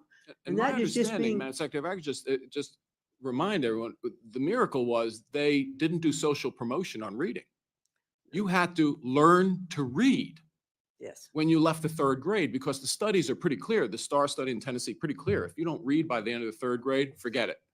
Everything beyond there requires reading skill. You will fail in the rest. I'm sorry I interrupted you if you No, want. but that's exactly right. And as I said earlier, up through 3rd grade, you're learning to read, and beyond that, you're reading to learn. Yeah. And you're right. You cannot be successful if you cannot read. Yeah, and our current policy just condemns, unfortunately, frequently inner city youth to a life that is, we condemn them to a life where they can't read, and because they can't read, they won't succeed like everyone else does. So I congratulate you for your efforts, Madam Secretary. I yield back. Thank you. Thank you, Mr. Chairman. And thank you, Secretary McMahon, for being here in our committee hearing this morning. I believe we are very fortunate to have you. And I think President Trump made an amazing pick when he nominated you. And I think you will take the Department of Education to where it needs to be. And that is supporting the states, sending education back to the states. For decades, the Department of Education has grown far beyond its original intent, imposing mandates, funding ideological programs, and entangling schools in red tape that distracts from its core mission of education, but not education at the federal level, but education at the state level. All the while, student performance has declined, as had been mentioned plenty of times, costs have ballooned, and bureaucratic overhead has exploded. President Trump's FY26 budget is a budget request is a strong step in the right direction as it cuts wasteful and duplicative programs, and it lays the groundwork for an education system that is more accountable and far more responsive to students than the one we currently have right now. This budget would spend less, centralize less, and return power to where it belongs, to the states, to the parents, and to the local communities. But first, I want to address the radical gender ideology promoted by the Department of Education during the last 4 years of the Biden-Harris administration. In April 2024, the department finalized a new Title IX rule redefining sex-based discrimination to include gender identity. Protecting all students is essential for a strong learning environment, and yet this extreme policy put female students at great risk. We've seen the left force female students and athletes to share spaces such as bathrooms, locker rooms, and sports with biological males. They have no interest in protecting young girls or women. After all, if you cannot define a woman, you cannot defend a woman. In fact, at last year's budget hearing, former Education Secretary Cardona repeatedly refused to define what a woman was, dodging my question 3 separate times. So, Secretary McMahon, can your Department of Education now define for me what a woman is? Me. Perfect. I was born a girl and I grew to be an adult woman. Thank you. Thank you. It's refreshing to see that the Trump administration and the Department of Education, with you at the helm, is returning to common sense policies grounded in biological reality to protect young girls in schools. I was proud to see President Trump on his first day in office sign an executive order to push back against gender ideology and restore biological truth in federal policy. Surrounded by young female athletes, he also signed an order effectively banning biological males from women's sports and spaces. President Trump took swift action to end the left's harmful agenda that has endangered and devalued women across the country. Remarkably, just 1 day after the order was signed, the NCAA updated its eligibility policies to prohibit biological males from competing in women's sports. Secretary McMahon, as you know, President Trump signed an executive order on March 20th, 25, to dismantle the Department of Education. And I'd like you to clear up some misconceptions about this executive order. Can you confirm that the president's budget fully preserves critical funding for schools, specifically Title I Part A for low-income districts, and special education funding under the Individuals with Disabilities Education Act, while also targeting wasteful bureaucracy, but not the essential resources that students and teachers rely upon? Yes. Thank you. Thank you. Since 1980, taxpayers have spent nearly $3 trillion on federal education funding. Per pupil spending in public schools has skyrocketed since then, yet test scores, as has been mentioned many times, have failed to improve meaningfully. Reading and math scores have either flatlined or declined according to the National Assessment of Educational Progress. Does streamlining bureaucracy at the Department of Education mean students and teachers will receive less funding, or does it actually ensure that more of each dollar reaches the classroom? More of each dollar will reach the classroom because we're eliminating a lot of the bureaucratic red tape that takes time and money to comply with. Thank you. Thank you. My last question, how does this budget begin the long overdue work of returning educational control to parents and local communities? And how does it support school choice initiatives that expand parental options and improve academic outcomes? Well, thank you, sir, for that question. As we said, it does protect Title I-A funding and also IDEA funding. So those streams are going to continue to come to provide that necessary budget requirements for those students. But just by, as I've been speaking about, the president's looking at making sure that no student is imprisoned, if you will, in a failing school. That should not happen. So he wants to have more options, more opportunities. One of those is through increasing the charter school budget. He doesn't say charter schools are the be all and end all. He's simply saying it is a choice. If the public school is not providing the kind of education that student needs, and there's an opportunity for a charter school, or there's an opportunity for that child to attend a Catholic school or to be homeschooled, how can that child, under the supervision of its parents and working with the local school system, get the best education possible? It can't happen efficiently from Washington, D.C. It needs to happen on a local level. And that's the president's goal and intent, to improve education in our country. He was absolutely angered and embarrassed when he saw what the national scores were. Mhm. And he said openly when he was campaigning that this cannot stand, that America, in order to continue to be the superpower and the number one country in the world, we have to have the best education in the world. We have to provide equal access to quality education for every child in America. And that is his goal.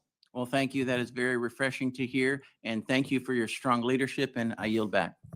Thank you. We will now move to the second round of questioning, and we'll cut back on the timing a little bit to make sure everyone gets their questions in. So we'll go with a 3-minute round, and I'll start with Ranking Member DeLauro.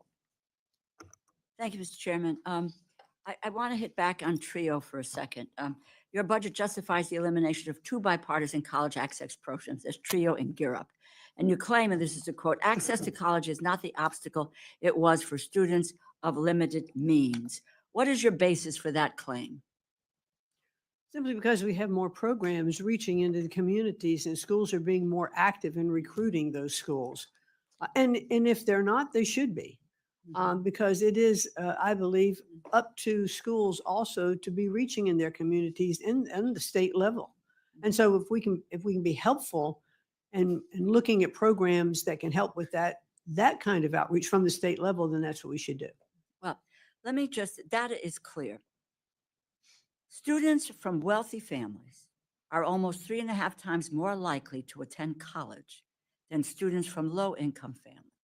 And 76% of students from the upper income bracket complete college in 6 years versus 48% of students from the bottom income bracket. As Secretary of Education, you cannot look away from the needs of youngsters from low-income backgrounds, hoping to get a college education or a technical education. How can you justify the elimination of TRIO and Gear Up when we have so much more work to do on college access? I refer you to a document by the Brookings Institute that talks about the college enrollments vary depending on the socioeconomic status of a student's family. So TRIO and Gear Up, which has been a bipartisan effort, I can still hear the voice of the chair at the time of this subcommittee, Ralph Regula, who spoke eloquently about the benefits of TRIO and Gear Up, and the chairman of the full committee, with whom I have put bills together over the years, a mutual support of the issues of TRIO and Gear Up, because what kind of access it provides to youngsters from lower income families, and to deny people that opportunity because of some, I don't know what your decision is based on. What is the study? What is the scholarship? Except some construct that you or the president or Elon Musk has come up with, that it is not an obstacle for students of limited means. Do you have any idea how people live here in this country today? People are living paycheck to paycheck. Their wages have not gone up, and they find themselves wanting to figure out how they can pay their healthcare costs, how they can pay their housing costs, how they can put the food on the table, and how they can get their kids educated. Let us see the studies, as Mr. Simpson pointed out, which us want to see it, and the decision-making. What was this based on, except someone's whim or idea? I yield back. Thank you. And I now recognize myself for 3 minutes. Madam Secretary, I appreciate your emphasis on reading, and I think that is really very important. It certainly opens up a whole opportunity for students. Another area where there's an opportunity for students that if they don't make the most of that opportunity, it really limits their capabilities, and that's in middle school math. And by that, I mean, if someone engages in middle school and learns math and is competent in math, that opens up doorways for math, for science at the upper levels. If they don't, they consider themselves not a math person and disengage, and we lose a lot of people who could be very strong in the STEM fields. I wonder if that's something that you and the department could factor in terms of innovative partnerships with states as well as the private sector, because I do believe math and science students are going to be vital to compete in the years to come. Well, that is, I would like to see more public-private partnerships, especially clearly at the state level. As I have I visited a few schools now, and I have seen some of the private partnerships where the companies are coming in and they're bringing, let's take, for instance, one of the ones that I saw just recently, robotics into schools. I went into a school classroom where kids were not very much engaged in math. And suddenly they had the opportunity now to work with these robot components and these robot kits. In fact, I think former Governor Sununu up in New Hampshire actually activated one of these programs in New Hampshire, that the company provided these kits, and the kids who suddenly took these kits, they had to have motor skill coordination. They had to learn how to, what the spatial relationship was to attach all of the parts. And so then they would have competitions. And suddenly, when they had to figure out, oh, I need a 2-inch piece for this or a 1.5 centimeter for that, whatever the math they were looking at, they suddenly were making that connection with the math because they were doing something with hands-on skills. I think we can just look at how we're teaching things differently and looking at a lot of those projects that are being brought in by the private sector. They get great results.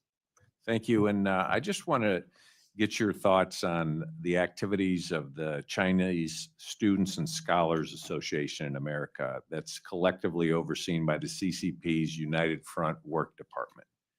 According to one academic estimate, the China Scholarship Council funds around 18% of all Chinese national students in the United States. And the CSC is a Chinese government-run talent recruitment program overseen by the Ministry of Public Security, among other government agencies, that directs students' research priorities and requires students to sign loyalty pledges to the CCP. I'm wondering if there are rules and procedures that you have in place to mitigate the risk posed by the CSC to research security and student safety, and if it's something that we can strengthen those rules by working with you and the department. I'd like to work with you on that. I need to learn more about it. I'm not all that familiar with it at this point, but I'd look forward to working with you on that. Thank you very much. Mr. Hoyer. Thank you very much, Madam Secretary. In 3 minutes, we can't really do much in terms of these questions. But let me say it as somebody who's a strong supporter of education. Frederick Douglass said, "It is easier to build strong children than it is to repair broken men."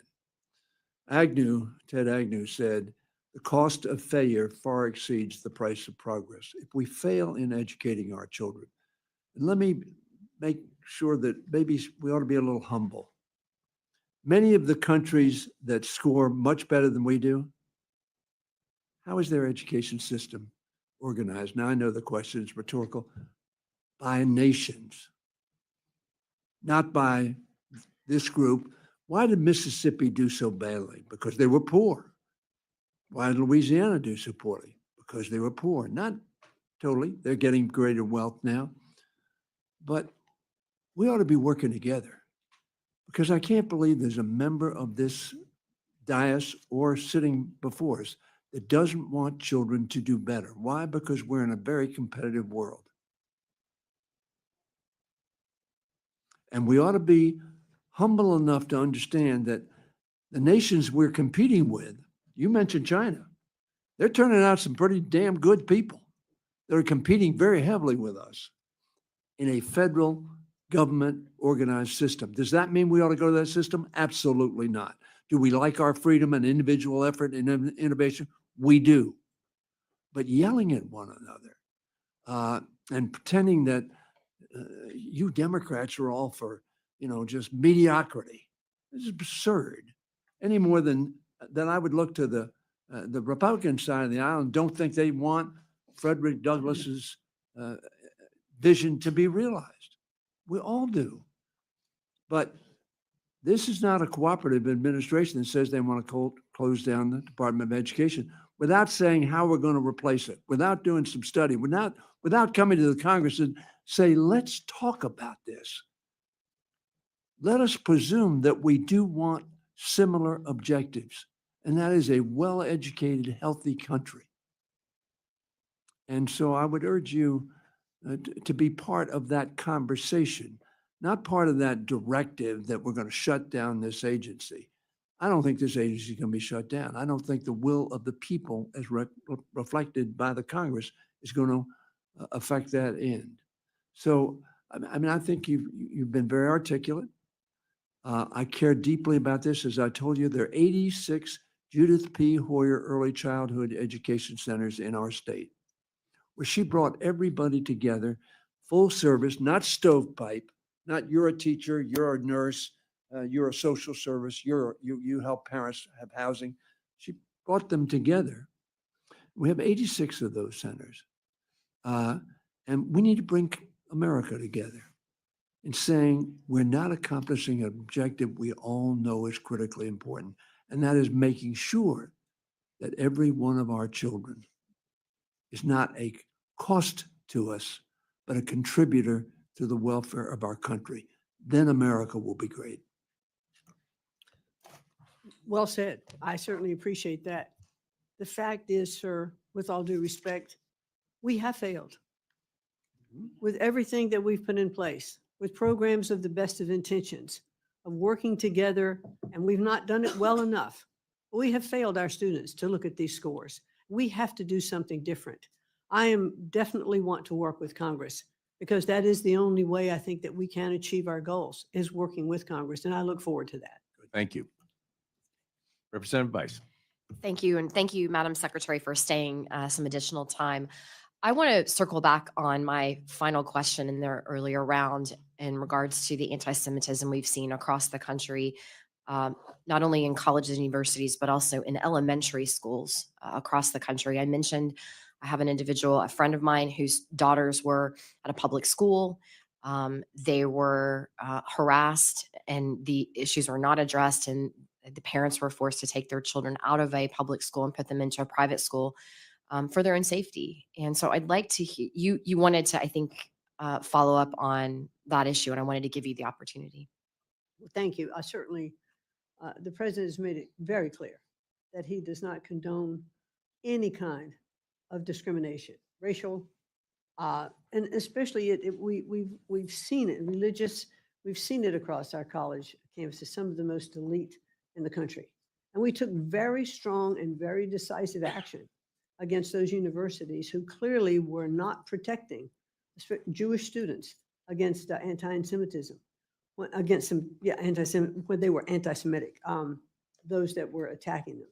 When you've seen students barricaded in the library and others pounding on the glass, going, death to Jews, death to Israel, death to the United States, that is unacceptable in our college campuses. And we reacted. We reacted to Columbia.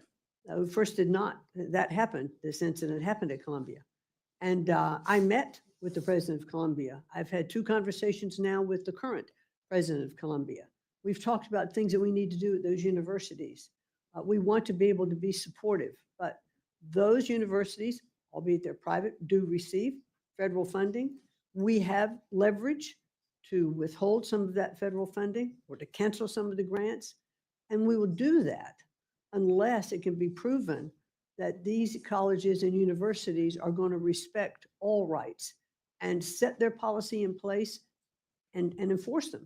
And I was complimentary to the acting president now at Columbia, Claire Shipman, when I talked to her last week, and I said, you reacted just as you said you would to the recent uprising on campus. You are looking at whether or not you've expended students. Are you going to suspended students? Are you going to expel them? And that's still what she's looking at. So we've seen that kind of action can deliver results. And I appreciate that very much. I want to make sure that we also focus on elementary, K through 12, because it's happening in our public school system as well. The last thing is I've introduced legislation the last 2 Congresses titled the Workforce and Education Partnership Act, which incentivizes public-private partnerships between educational institutions and employers to improve workforce development. You mentioned it earlier in your testimony that this is something your agency is looking at. I'd love to work with you on that legislation. So I look forward to that. thank you, Madam Secretary. I yield. Thank you. Representative Frankel. Listen, I'm not going to ask myself any questions, all right? So you can listen carefully. But thank you. We might not agree on everything, but I thank you so much for being here. A couple of follows up. First on this discrimination, the anti-Semitism and so forth. My understanding is that half of the Office of Civil Rights is now what's called on a RIF. That means they're going to be fired in June. Half of your staff are going to be fired on June. And there's a proposed cut of $49 million, which is a 35% cut. So what I'm asking you to do, if you are sincere about fighting anti-Semitism and also all kinds of unlawful discrimination, that you please take a look at that. And there are a couple of other things I'd like you to take a look at. Near and dear to my heart as the mom of a United States Marine veteran who actually did go to college, but I saw him when he came back, and I've known other veterans, and I see the difficulty sometimes they have in just transitioning to just everyday life. He's good. He's fine now. That's not the problem here. But a lot of veterans come back. They want to go to college. They haven't been in college, and it is for lots of them, the transition's difficult. So we have, with a small amount of money, set up these student veteran centers at colleges around the country, and they are very, very successful, and they are at risk of being cut. They're in the current budget. I would like you to take a look at that and see whether or not you can fund them, because applications are supposed to go out now for the grant. So please look at that. And then the other thing I'd like you to look at, yesterday was a meeting with healthcare professionals, and they are concerned with this, the limit on the Pell Grant eligibility, the cap on the amount students can borrow, and especially eliminating the Grant Plus loan program, which helps the graduate students, including those in medicine and nursing, to cover the full cost of tuition and living expenses while exhausting standard loans. And they were very, very, very concerned. And they said there's a big shortage. I think we all know there's a shortage of doctors and nurses. And they believe that by eliminating this Plus program, we're going to lose lots of people from entering the medical field. So I would just ask you to please take a look at that. And you can answer, but I really don't have a question other than, would you please take a look at those items?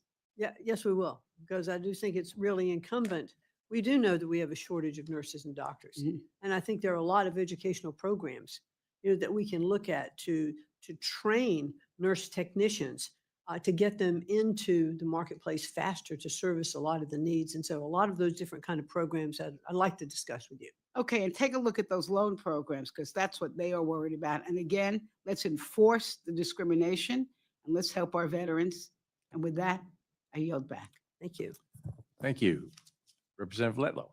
Thank you, Mr. Chairman.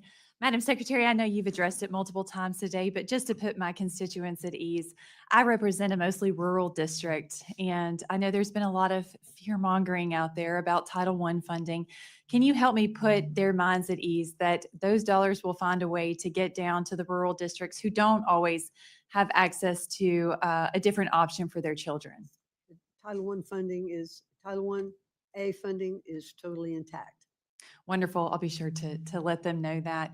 Last year, I actually questioned Secretary Cardona on his handling of providing more administrative staff to work on student loan forgiveness, as opposed to the disastrous FAFSA rollout that we were dealing with. I come from higher education, so I know how detrimental that can be for higher ed, and especially for parents and students trying to figure out what college they're going to go to. So can you kind of put our minds at ease that what is the department doing to ensure that the federal student aid offices are returning to its focus, to its core mission, which is serving students, administering aid, and supporting successful loan repayment? Making sure that they're doing their jobs. Yeah, well, we've spent quite a bit of effort, with FSA and with the FAFSA program as well. That kind of went off the rails. So it's back on. It is up and running and ready. The current year is proceeding as it should. We are getting the year after that and the year after that ready to be in place, and we've made great strides in doing that. And so we're back up and running and functioning fully. Thank you so much. My universities will be ecstatic to hear that. Thank you, Mr. Chairman. I yield back. Thank you. Representative Dean. Thank you, Mr. Chairman. Secretary McMahon, I wanted to hit quickly two topics. Mental health cuts. The administration cut $1 billion. Well, actually, let's put it this way. Just stop paying $1 billion allocated for mental health service professional demonstration grant and school-based mental health services grant.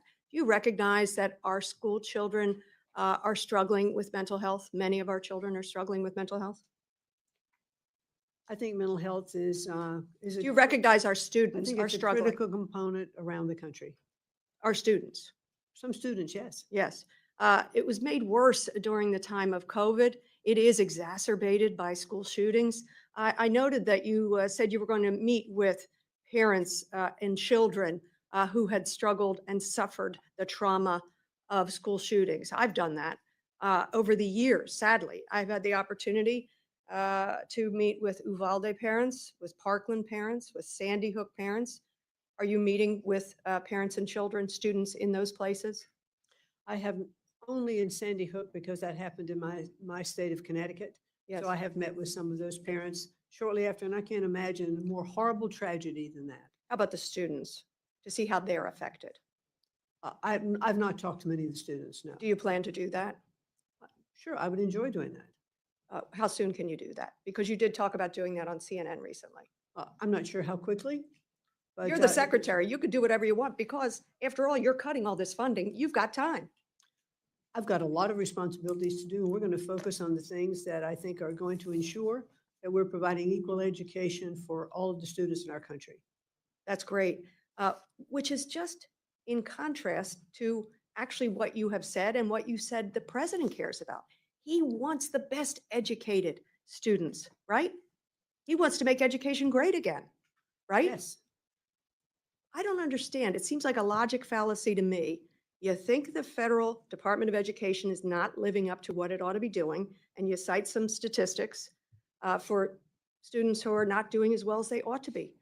And yet you decide that the answer to that is not to check on these investments and make sure students are achieving. It is shut the whole doggone thing down. Well, That doesn't make any sense. Well, I think the fallacy is the way you're stating it. And what I have looked at and said from the very beginning, we have failed.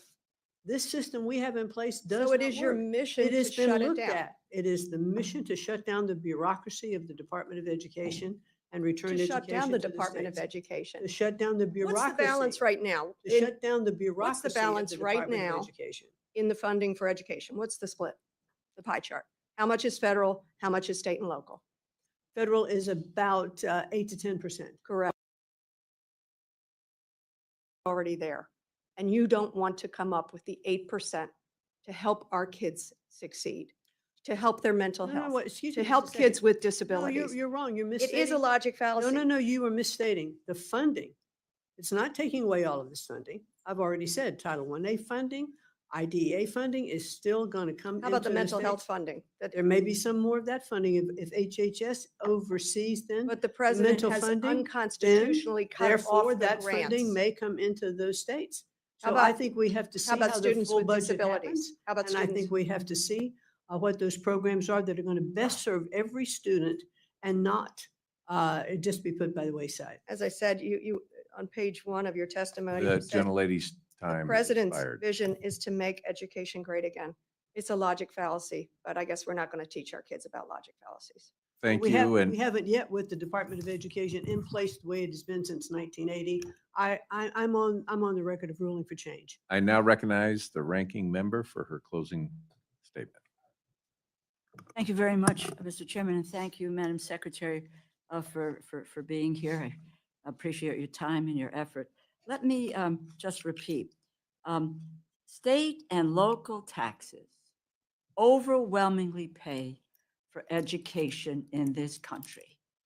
And what we do know is that if you block grant current federal funding and you get it, get it to the states, there is a cut. There will be programs cut.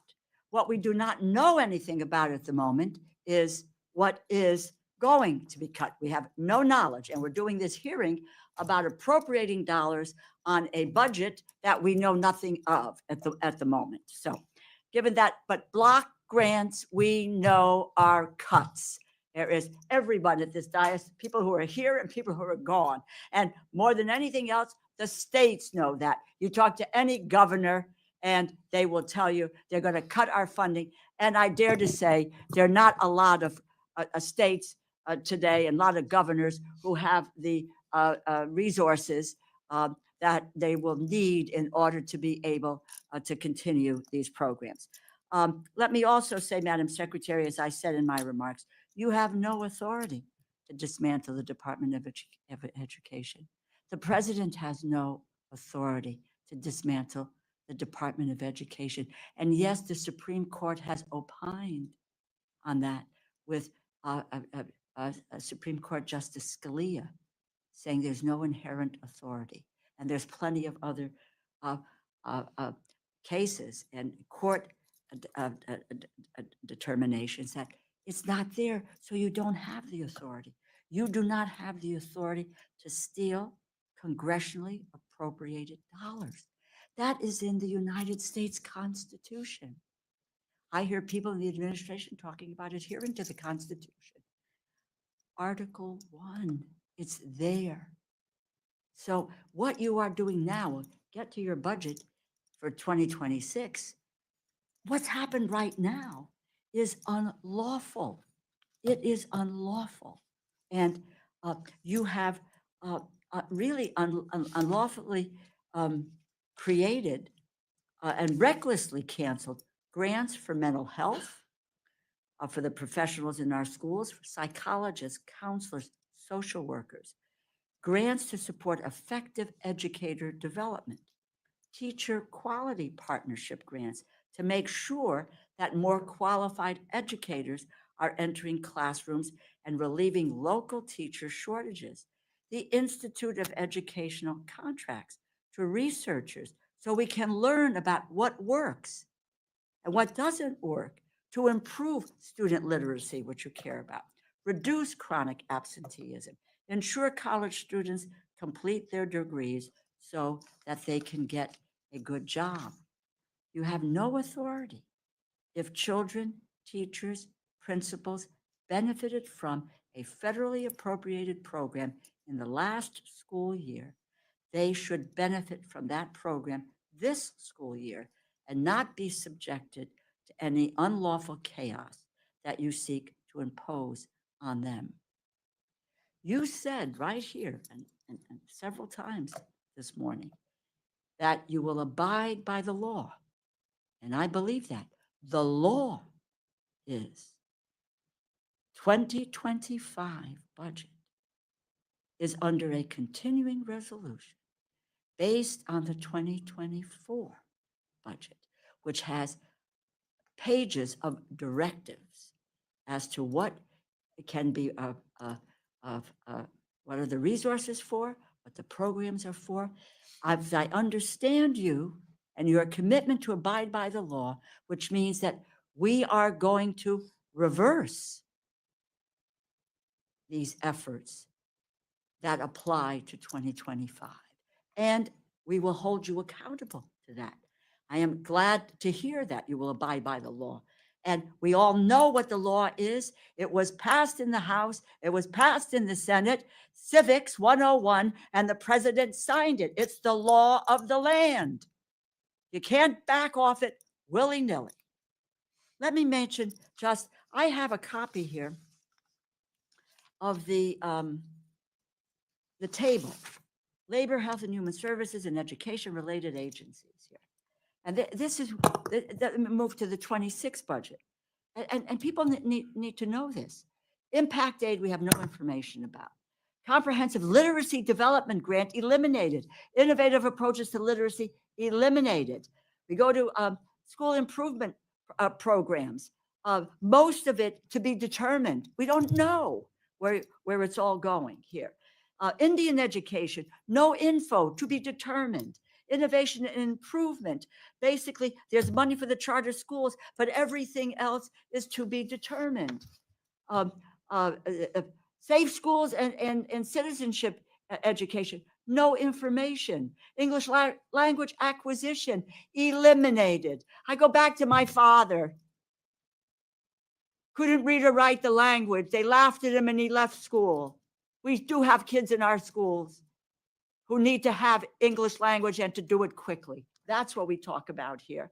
Special education, rehabilitation service and disability research, no info.